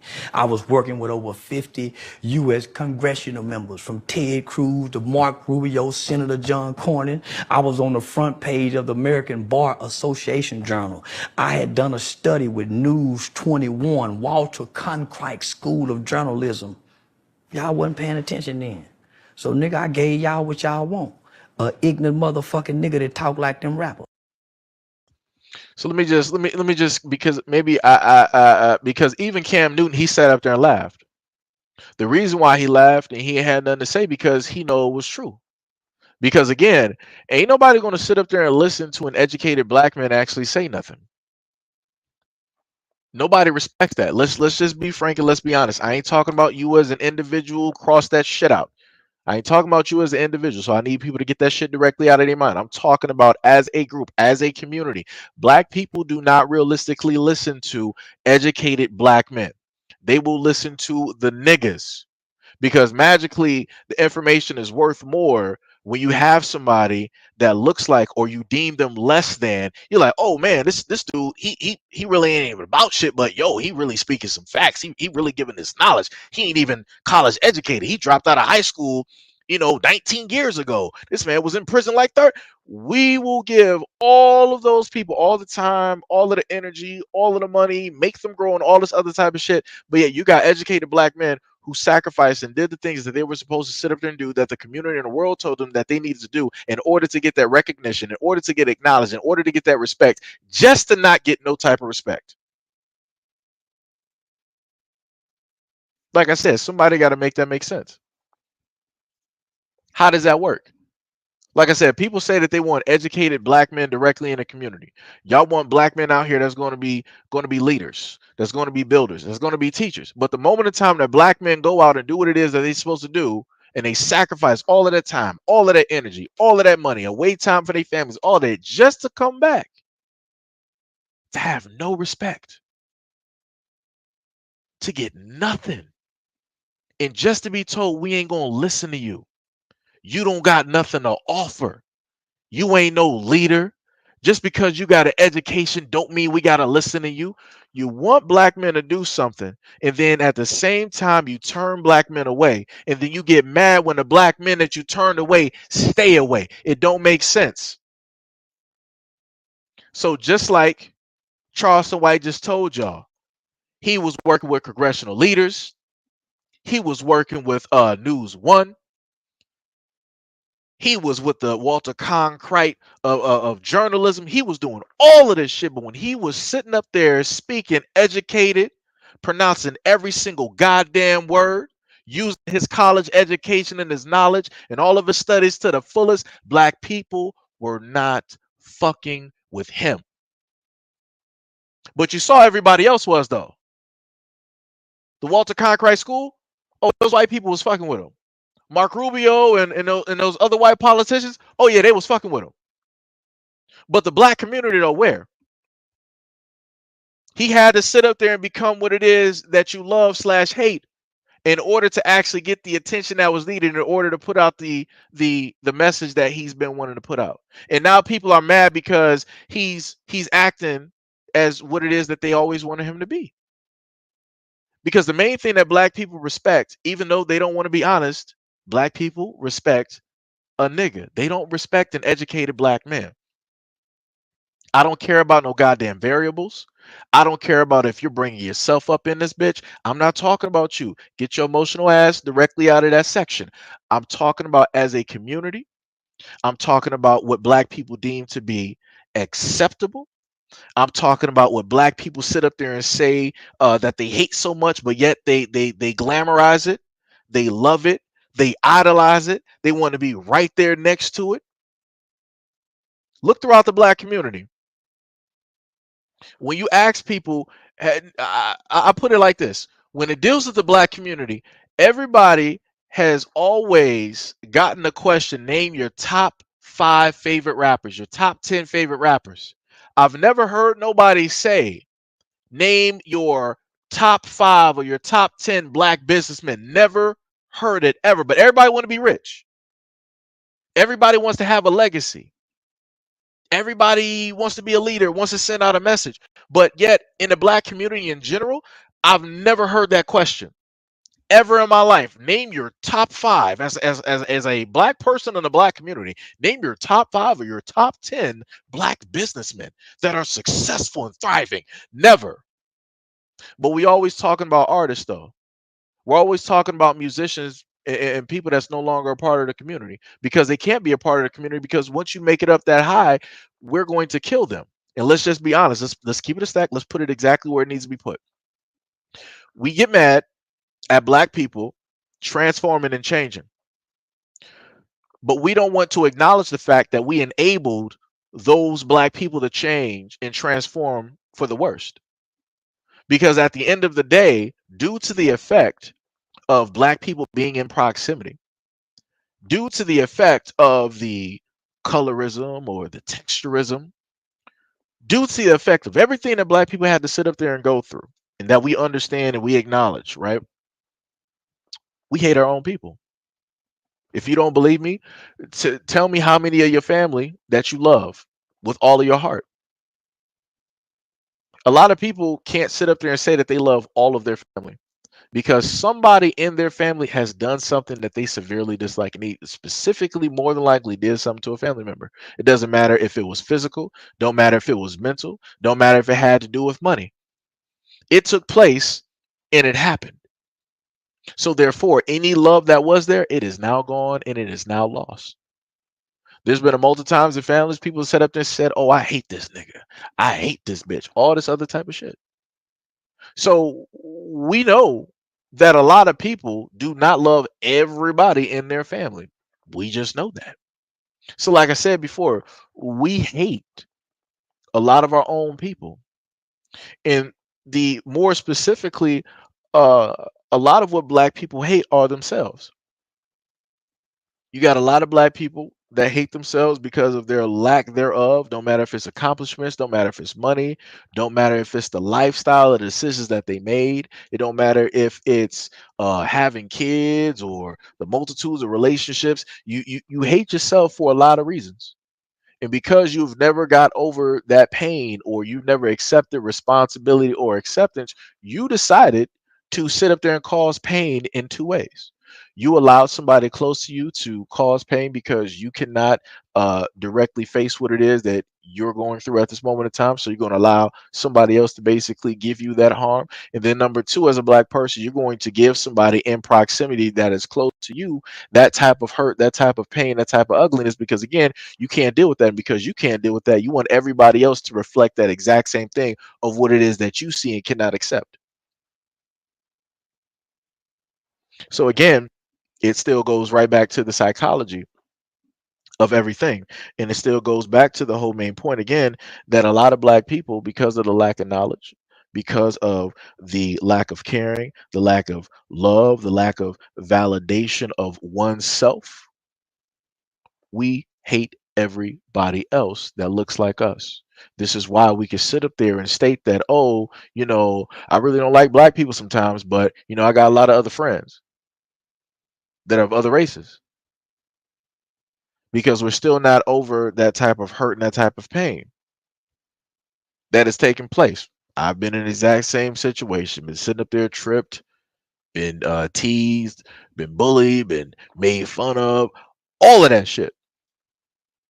And yep, just like everybody else has said, yep, I got friends out there who are not black that have done way more for me than a lot of other people directly out there.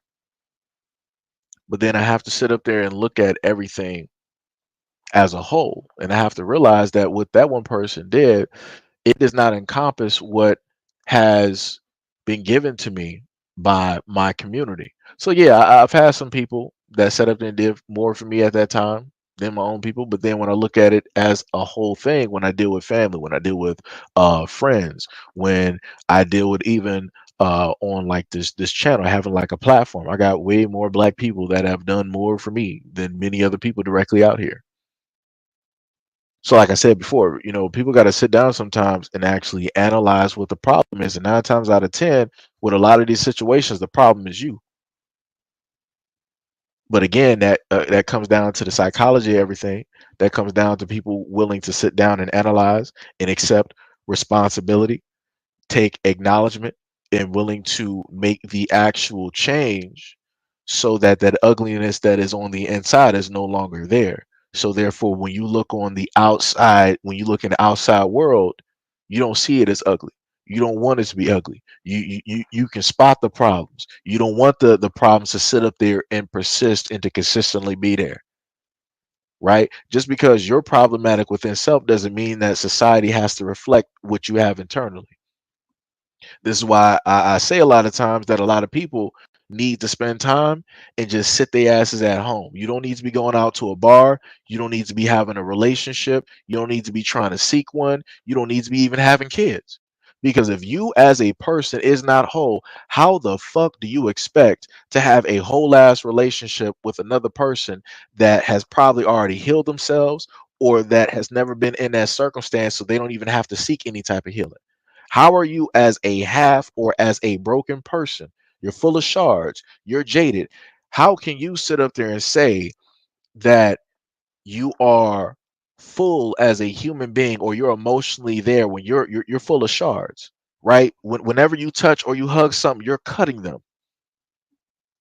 on a level that you can't even see. You would need a microscope to sit up there and see it. But over time, you're not going to need a microscope because doing that same repeated cuts, you're going to start to see a problem basically persist. You're going to start to see that small thing that was atomized, you're now starting to see visible cuts. You're now starting to see those lines. You're now starting to see those fractures on every single thing that you touch because now that same pain that you have, you're delivering that on to other people.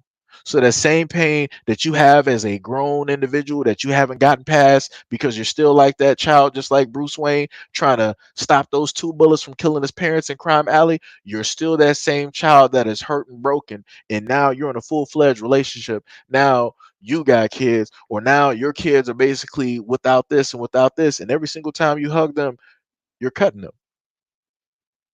You're handing that trauma, you're handing that pain directly over to them. And like I said before, a lot of people don't actually recognize and actually understand it because people are within it. So when you're within something, you're not going to actually understand it up until somebody actually stops you, tells you to calm the fuck down and sit there for a minute and let's look at this.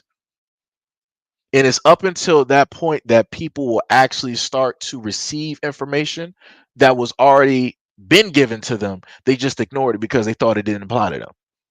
And that's a lot of people.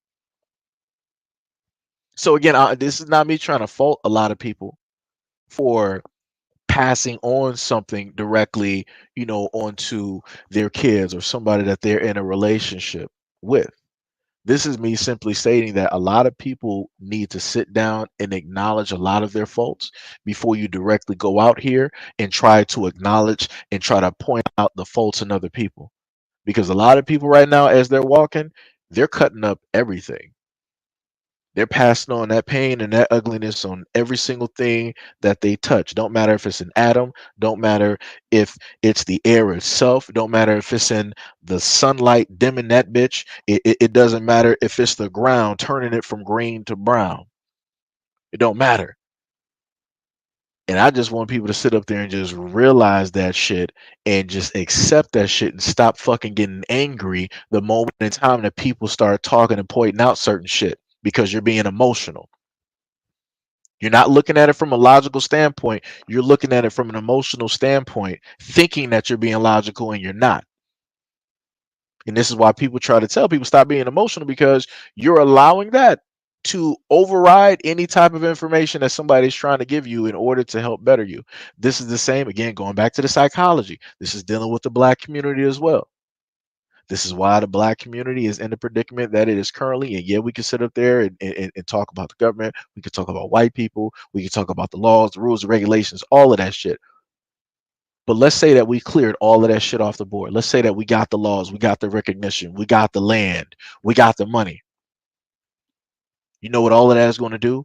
It's now going to emphasize It's now going to highlight all of that ugliness that is still there, that has never been fixed, that has never been addressed. It's going to highlight a lot of those family issues. It's going to highlight a lot of those arguments, not the arguments that were small with families and relationships. Oh, now it's going to be a lot bigger because now money is involved.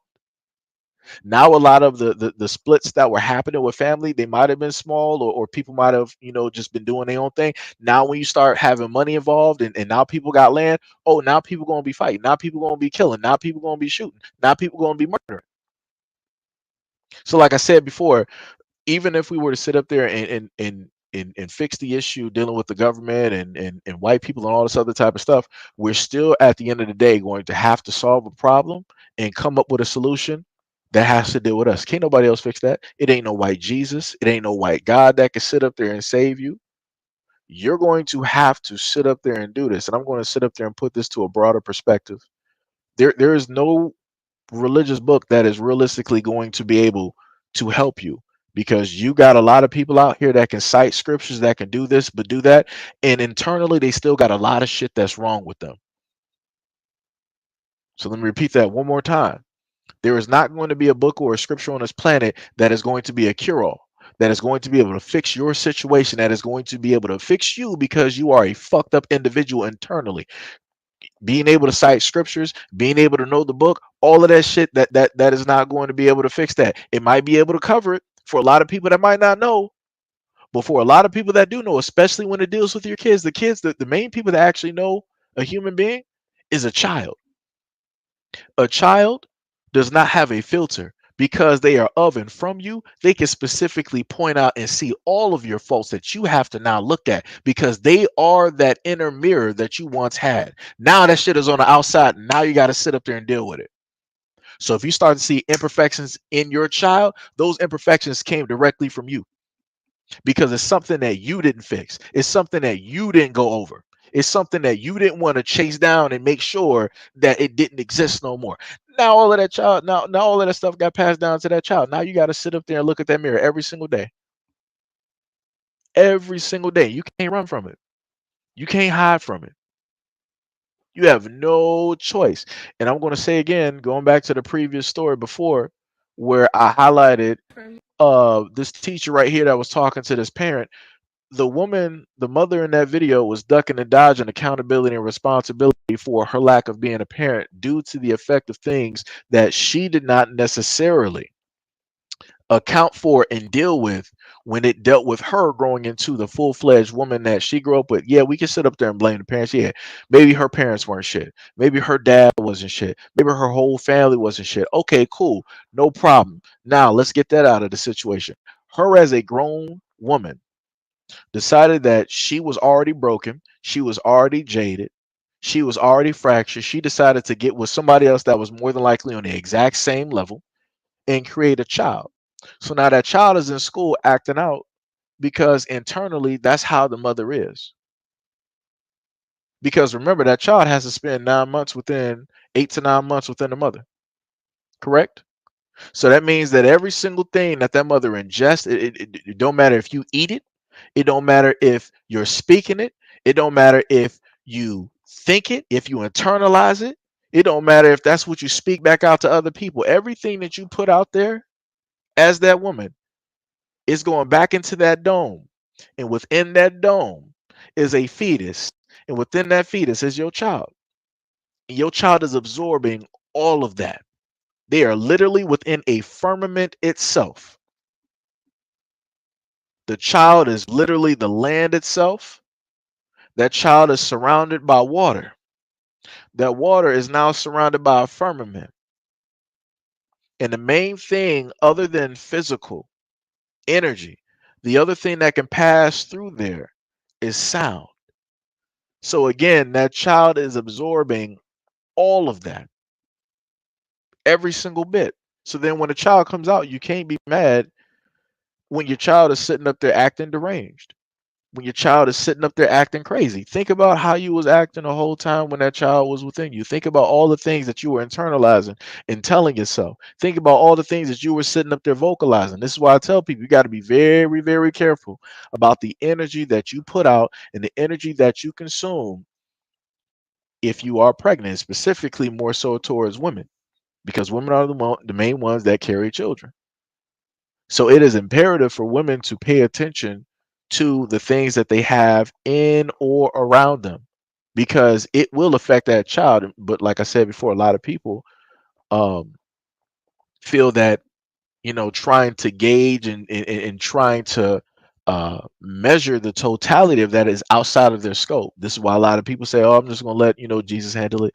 Jesus take the wheel. I'm just going to deal with what it is that I can deal with." That child is what you're dealing with, because you laid down to have that, right? It took two halves to make a whole. You are responsible. So if you are feeding that child garbage food, you are responsible how that child comes up. If you are mentally and sonically feeding that child trash and garbage, you are again responsible for how it is that that child comes out.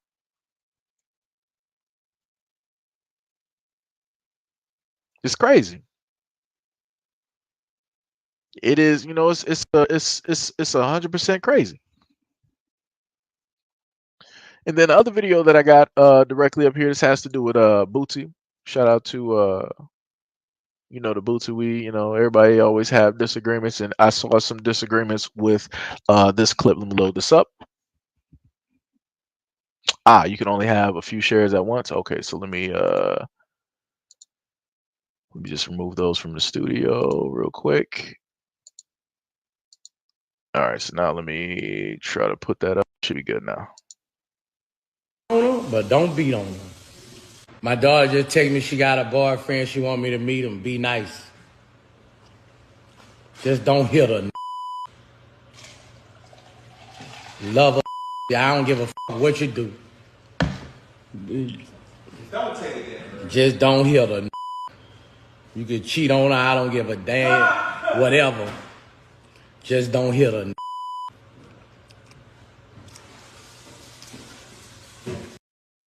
You can cheat on.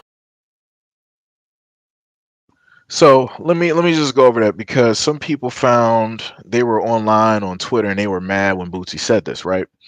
And I just want to reiterate what he's basically saying is that my daughter is grown. If this dude decides to cheat directly on her, she chose to be with him. She made that decision to choose to seek him out, to be a boyfriend, to be a relationship. If she still decides to be with him and he's still cheating or whatever that was her decision. I'm hands off. That don't got nothing to do with me. But as her father, if he decides as a man to lay hands on my daughter, it's going to be a problem. He going to be seeing me. So this is when he said, do whatever you want to do. You can sit up there and cheat on her, whatever. That's y'all situation. The only time I come in and you hear me speak is if you decide to put hands on my daughter. Like I said, he's letting her as a grown woman make her choices and her decisions to be responsible for who it is that she has in her life and associates with. That is not her father's call. He can love her. He can give her all the money in the world. As a father, he cannot control who it is that she dates. She's going to date who it is that she wants to date regardless. And I know it's a lot of fathers out there like, my daughter ain't about to be dating anybody. If I have it my way, my daughter gonna be single for the rest of her life. She ain't gonna be seeing nobody. Even if that mean I gotta take care of her for the rest of my life, that's what I'm gonna. And you got some dudes out here, and I'm like, yo, that's not the way to live. That's not the way to live, because you clearly got your own relationship. You've been seeing and being around a whole bunch of people. You can't decide to have that mentality and then you decide that you want to now control what somebody else is sitting up there. That's crazy to me, because you want to control it because you think that you know what is best for that person. They got to go out here and they got to have their own experiences. They got to live their own lives. You are not going to get married to your daughter. You are not going to be laying in the same bed as your daughter. You are not going to be reproducing with your daughter. You're not going to be growing old with your daughter. So again, this is why I have no problem with what it is that Bootsy stated when he made this statement. Because far too many times you got a lot of people to sit up and say, oh, men don't want to be fathers and all this other. No, you do got men that want to be fathers. But when they try to put that foot down, or when they do put that foot down, everything goes awry. because you'll have instances where fathers will sit up there and tell the kids like, all right, y'all not having this because y'all were acting up, y'all weren't really listening to the orders that I gave y'all, so y'all can't sit up there and have like McDonald's, y'all ain't gonna be having no candy, y'all not having a pizza party, y'all not having this, y'all not having that, right? Completely cool and fine and understandable. If you're not listening to what your father told you, you're not going to get rewarded. You only get rewarded for good behavior, right? But then you'll have mothers out here that be like, oh, you're not about to do that to my kids. Don't talk to my kids like that. It's okay, kids. I'll take you to go get McDonald's. We're gonna have that pizza party. We'll have it at on the weekend. We'll have it at your grandmother's house. Like I said, like you got a house divided, and you can't do that. You can't sit up there and say that men aren't leaders and they don't want to be responsible and they don't want to take the reins of the situation, but then when they try to, they get cut off at the knees. And you're basically telling the kids like, yo, he is your father, but you don't got to listen to him. He is not the end all to be all. Just because he said it don't mean that it's fact. And this is when you have kids getting mixed messages, and now they're trying to, do a whole, bunch of other stuff. Now it's going to be a whole bunch of psychological warfare directly in the house because somebody, as a parent, did not want to unite with the other person. Like I said, it's crazy. And again, this goes back to the black community, why it is that you have a lot of things in the black community happening at this moment in time. Right? This is, again, case in point, just going to put this girl up here for an example. This is why you got somebody up here like Sexy Red that a lot of women and young women and girls look directly up to, knowing the fact that she is now pregnant. Previously, before that, she calls herself the Raw Dog Queen, and she done caught STDs twice. And she's up there on stage twerking with a baby in her stomach. And then you got women online sitting up there talking about, oh, this is emotional expression. It takes a lot to sit up there and just be able to rotate and move your body. This is such a sacred and an ancient thing that she's. And this is why I showed y'all that video where you got little girls out here talking about we outside, and they sitting up there moving their little behinds, dancing on tables and chairs in restaurants. Like I said, you can't sit up there and make this stuff up. Again, back during the pandemic, I showed y'all groups of women, grown ass women, showing their asses on dining tables, sitting up there grinding, rotating, and twerking. And now we're in 2023 where you can sit up there and you got little girls talking about we outside, and they sitting up there twerking. Like I said, I don't know what to tell people. Timothy said, I feel the same way. Bootsy do. I have a daughter, and he's right. Yeah, him and Charleston Wright said the same thing. He was like, yo, a lot of this music out here is teaching lesbianism, and it is. It's either teaching the girls to be tri, bi, or lesbian. And it is what it is. But people are allowing this type of stuff to be what it is because they said that, oh, this is for this is female expression. It's for the safety of women, it's for the betterment of women, and all this other type of shit. So this is why you got a lot of girls who are young and they're bi and try into everything, which is crazy to me. 100% crazy. To be said, they're pulling the kids' arms back and forth.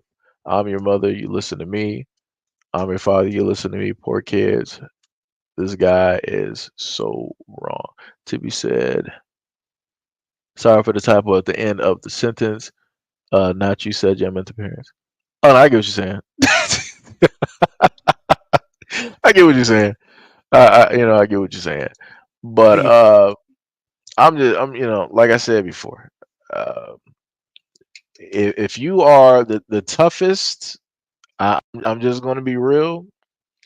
The toughest job from my perspective, and this is not disregarding the things that women do or have done, future, past, or present. It's not. I'm just going to say that the toughest job out here is being a father. You don't have no life expectancy. Especially like you're already a black man, your life expectancy is already short. Like it's basically like 14.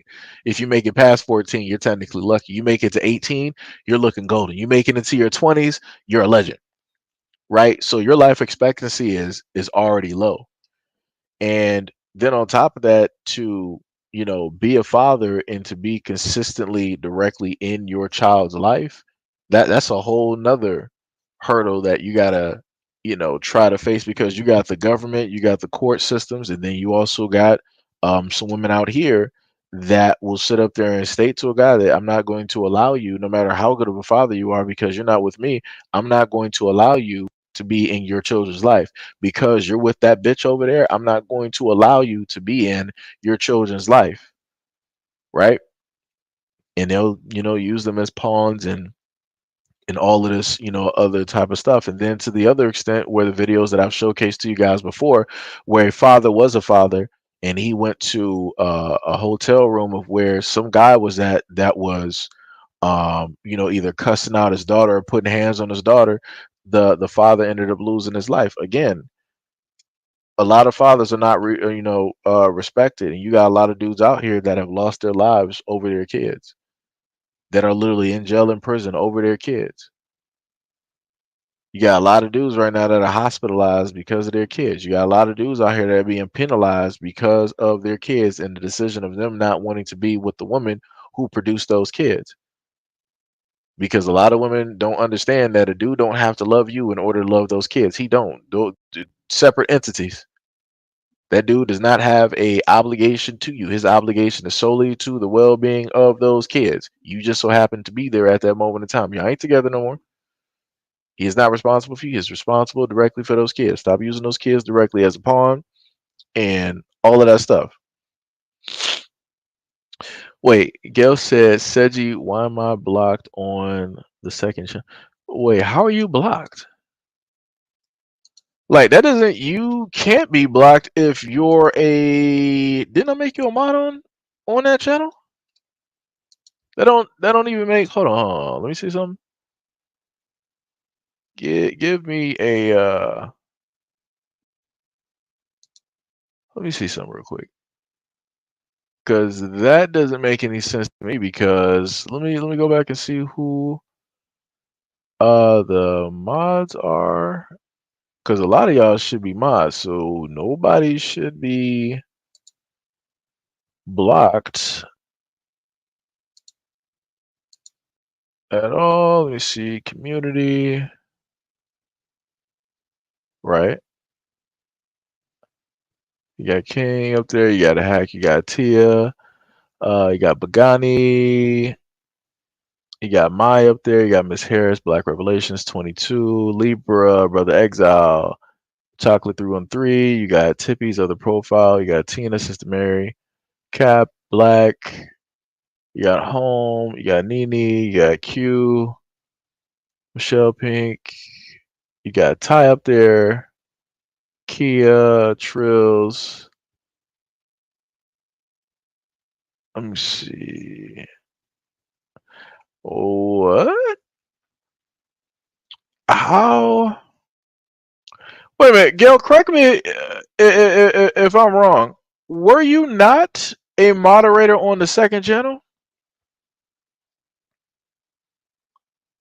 Because I'm looking through the blocked list, and I'm looking at all the troll profiles, the 99 different troll profiles directly up there. And your name is not up there. Wait. So 94 more. Let me see, y'all.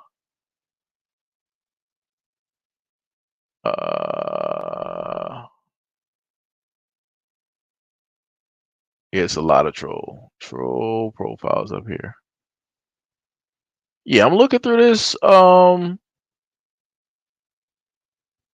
It's not telling. Yeah, I looked through every single name, and on my end, you are not blocked. You are not on any type of block list up there at all.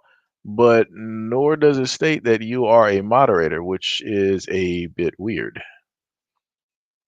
Let me see something real quick. Let me see if I can go to the live stream on that end. Because that is a bit weird.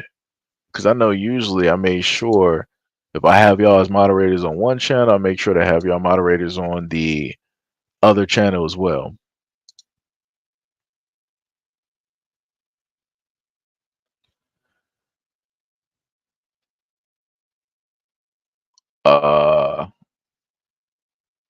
No, yeah, I'm on the second channel. I can clearly see you. I saw like because this is the second coming, correct? Yeah, because on that channel I can see the message that you wrote. You said, "Let's just stay happy slaves with the latest Jordans." Mr. Durant saw that one, and then that was pretty much it. So yeah, you up there.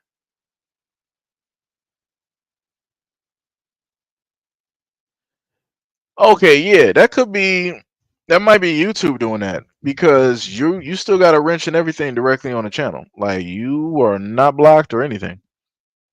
So that might have been you say you stated more than that. Well, I did just sit up there and just I might not be able to see the full things directly up here though. No, I saw some of the I saw one of the messages earlier. I saw that one. I did see that one. That was like from like an earlier topic though. Well, on this live stream, I can go on this end. I can go straight back. Oh, we had 9 in here. Yo, what is up? What is up? My bad. Yo, to a lot of people that were technically we got like 16 people in here now, but to a lot of people that were actually in here during the first part, much love, respect, and appreciation. I'm trying to scroll back to like 6 something at this moment in time. Yeah. Gil said just give the little dude some work, put him in. Yeah, like some of those I was able to see. I didn't read like everybody's what's the name at the extent because I was just like focused on on talking and like staying directly on the what's the name.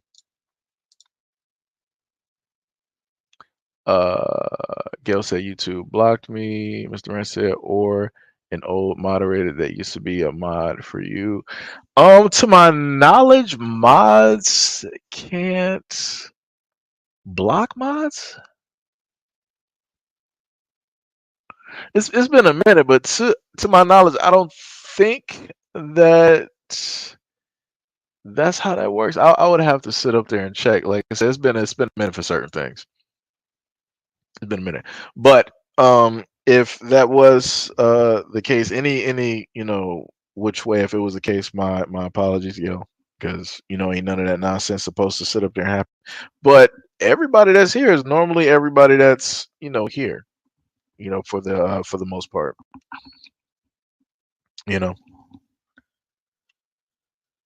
like I said, much love. Excuse me, much love, respect, and appreciation for a lot of people. I do also got some more videos here, so we're gonna scroll directly into another one here, and this has to do with rap music. It'll sort of touch on some of the things that Timothy was bringing up or mentioning when it deals with like the psychology and different stuff. And it'll slightly touch on that, but 2-part video. Songs. Like we really in there trying to have a good time and vibe out to murder music. We in there hypnotized. We damn near all done lost somebody to violence. That's why we all in there on the verge of socking some shit. Cause we keep listening to serial killer music. These young mad ass niggas talk about hitting somebody with a switch. Man, 30 clip, slide. Man, we in there drunk. We really hypnotized listening to this devil ass shit. I ain't gonna lie, like I don't like some of the music, but it be like, man, how's we partying, trying to have a good time listening to murder music? This shit is psychopath shit, for real. Like, man, we gotta start switching it up, man. And something gotta change, cause that shit is really like, it blow my mind. Maybe it's just me, I don't know. Has hip hop benefited the black community overall? Has this been a plus or has this been a minus? Now let's go to the institutions. Hip hop is the most influential musical form in the world right now. 50 years, it is a multi-billion-dollar industry, of course, dominated by European Jews. But yet and still, many of these artists are very wealthy. Not a single institution has come from hip hop in 50 years. Am I supposed to ignore that? Am I supposed to act like these young brothers out here who pushing death and destruction, sexual exploitation and miscegenation of black women, these young brothers who out here pushing drug selling, going to jail, and everything possibly illegal to children, I'm supposed to believe that this was a blessing to the black community when you brainwashing our kids, and on top of the brainwash, on top of the toxic content, you don't even come back to the community and do anything good for it except give out some damn turkeys and sneakers. Are you kidding me? With the type of money that hip hop has generated around the world, this should be at least 25 Black Wall Streets in America right now.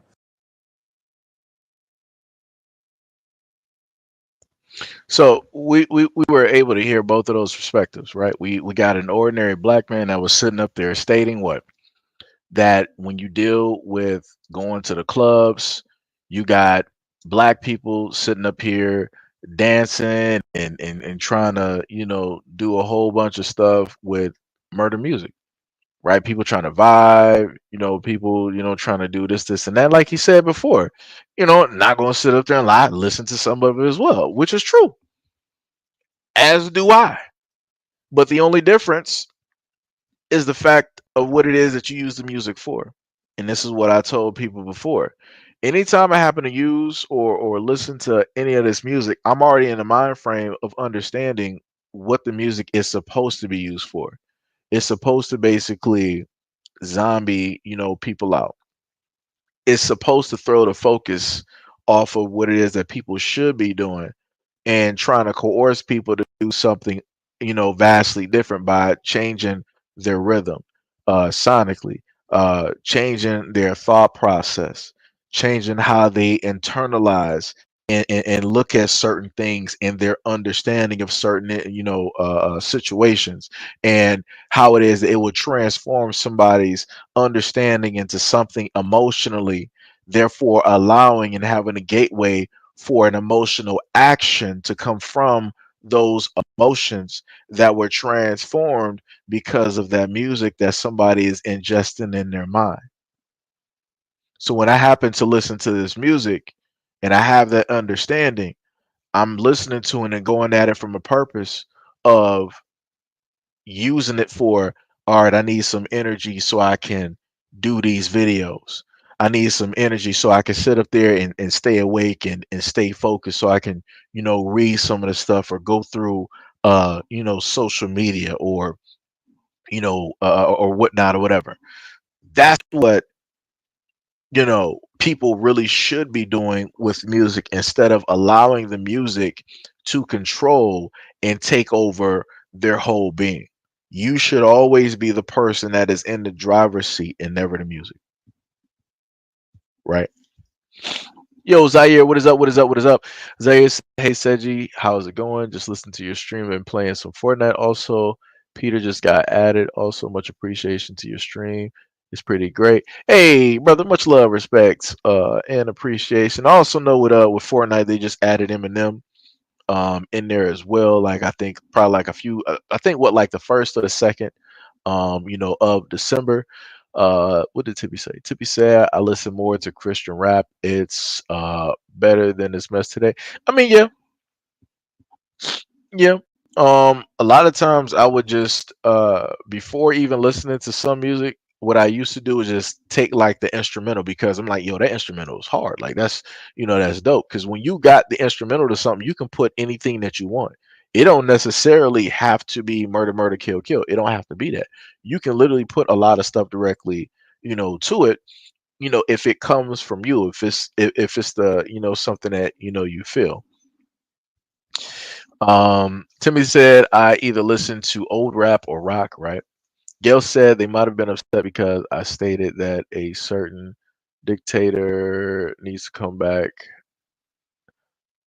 Ah, yeah, that might have did it. That might have did it. Because the other thing that people got to understand is that some of the things I tried to mention to y'all before, you got certain words in like the algorithm that will trigger certain other things. You know, so it'll set off like the flags or whatever it is. But also, yeah, you got to remember that Well, I'm not getting the real number for like the live stream or anything like that anyway, so I can't really. At this moment in time, it said that at least on the second coming, had about 166 people stop by.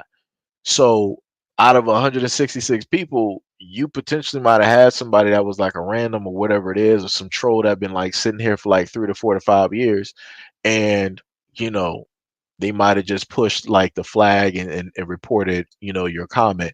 That can easily happen because again, that type of stuff has happened to me. I've showcased that stuff to y'all in live um actions. When any of those things have taken place.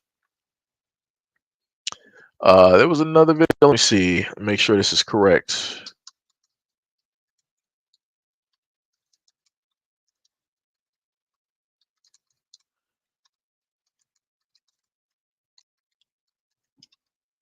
I'm gonna sit there and see if this is correct.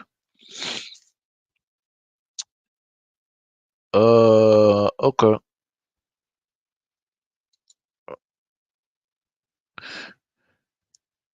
All right. So let me just put this. I don't know why they say it was distressing. There's nothing distressing about this video. So the video that y'all are seeing right now, you're seeing numbers of Chinese migrants that were caught at the southern border, right?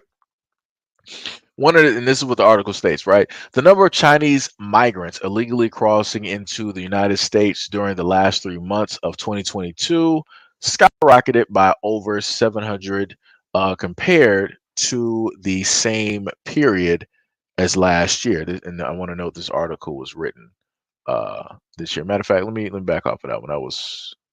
That was February. Let me go to a more recent one that's dealing specifically with this. Let me see if I can get it. Let me get you real quick. Big trade crossing. Chinese nationals are illegally crossing the border in record numbers 21 days ago. And then he also got one that was 3 days ago as well. So you got both. Well, I know some people might have problems, but we're going to just read this directly from the Daily Caller, right? They said the number of Chinese nationalists encountered by Border Patrol after crossing the southern border illegally in October marked the highest month of encounters according to federal data updated as of Tuesday. Border Patrol recorded 4,247 encounters of illegal migrants from China in October, according to the data. There were roughly 24,000 such encounters of Chinese migrants crossing the southern border illegally in fiscal year of 2023, 1,970 in the fiscal year of 2022, and 323 in the fiscal year of 2021. The total Border Patrol apprehensions of Chinese nationalists at the southern border for the years total from 2007 to 2019 didn't exceed October's records, as the federal data shows.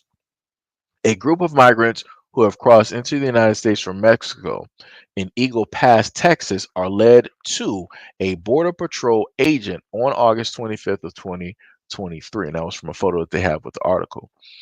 They said, quote, "Right now in China, there's extreme pessimism, especially among people in their 20s, about the future of their country. So it is understandable that they are leaving and they're trying to get into the United States.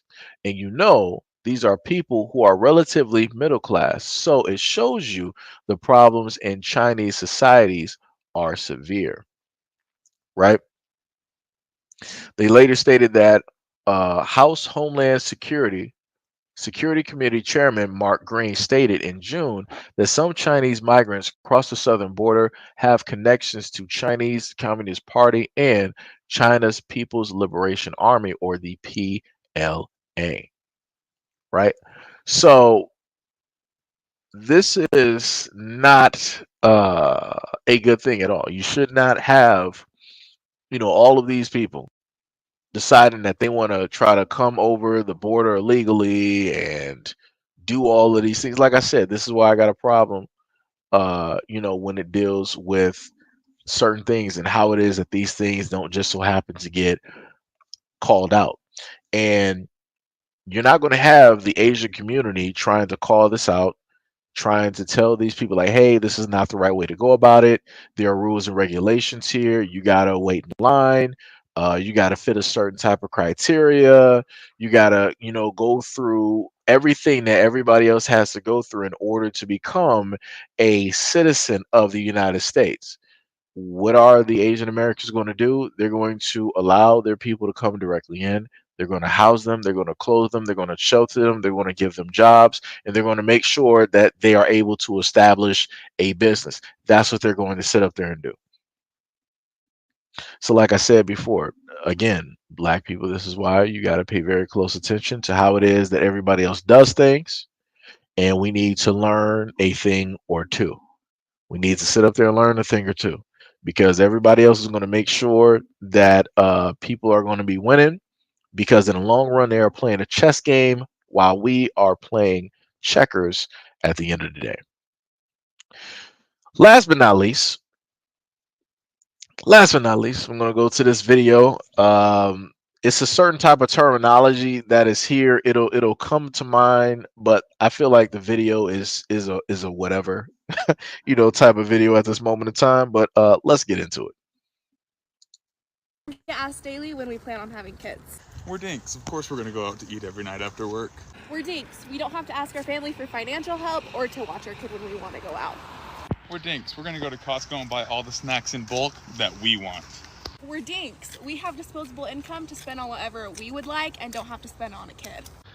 We're dinks. I'm going to go to every football game and play 18 holes whenever I want. We're dinks. We're going to get asked to every single family event what we're doing with our life. So they said that dinks, I gotta go back through the video real quick because they had the terminology for what it meant. Okay, DINK stands for dual income, no kids, right? So this is the whole thing that you have certain people doing on social media, because other people are like, yo, you guys are selfish for not having kids and what's wrong with you and all this other type of stuff, right? And I've stated before that just because you opted to have kids does not mean that everybody else needs to do it. Some people might not be ready. Some people might not be financially there or set, or it just might not specifically be for them. And if people have valid reasons for them in their relationship and what it is that they're doing in life, a valid reason for not having kids, people should just let it specifically be that. It shouldn't get to a point where you got people talking about, yo, this is our brand new acronym. This is our brand new terminology for, how it is that we basically move, right? And you see them going through and they're highlighting, what it is that they're able to sit up there and do. You got the people on social media that are infuriated, that are angry, and that are mad and trying to throw a whole bunch of labels. And I'm like, yo, whatever bed that you decided to make, you made that bed. You're going to be in that bed and you're going to be there. It is, specifically, what it is at the end of the day. You just got to sit up there and deal with it. Right. Like I said, I think it's funny. And again, if people opt not to have kids, I'm pretty sure they got very valid reasons. People just need to, like I said, I'll put it like this: everybody ain't meant to be a parent. So just because you feel that people should be out here procreating, who's going to raise those kids, right? Because if these people are sitting up here stating that emotionally they're not there, they like to, in a sense, be selfish for self. They want to go out and get all the snacks. They want to play golf. They want to go to a football game. They want to do stuff uninterrupted. They want to be able to take vacations and do the stuff that they want to sit up there and do. Good for them. They made the choice to be able to still have sex, but also use protection, and to also take further preventative measures so that they do not bring a child into this existence. Kudos to them. Because like I said before, a lot of other people are not really at that exact same, situation, or that I'll use the terminology of enlightenment when it comes to the understanding of what it is, that they want out of life. A lot of people, in a sense, follow a lot of things because a lot of other people are following those exact same things. They opted to, do something that was vastly different, right? But that is pretty much it for this live stream at this moment in time. I would like to say much love, respect, and appreciation to any and everybody that was here, that sat here for the nice 2 hours and 25 minutes of talking and going through a variety of these videos. Much love and appreciation. Timothy said Dinks. They couldn't think of a better name.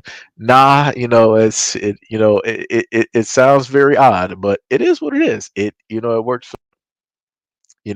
Gail said, those folks are nefarious. Hey, the main thing is black community gotta, make sure to look out for their people the same way that every other community looks out for their people, if they're here illegally or not. We need to be, in a sense, trying to push forth and better people in our community that we know that need a little bit of a hand, a little bit extra help.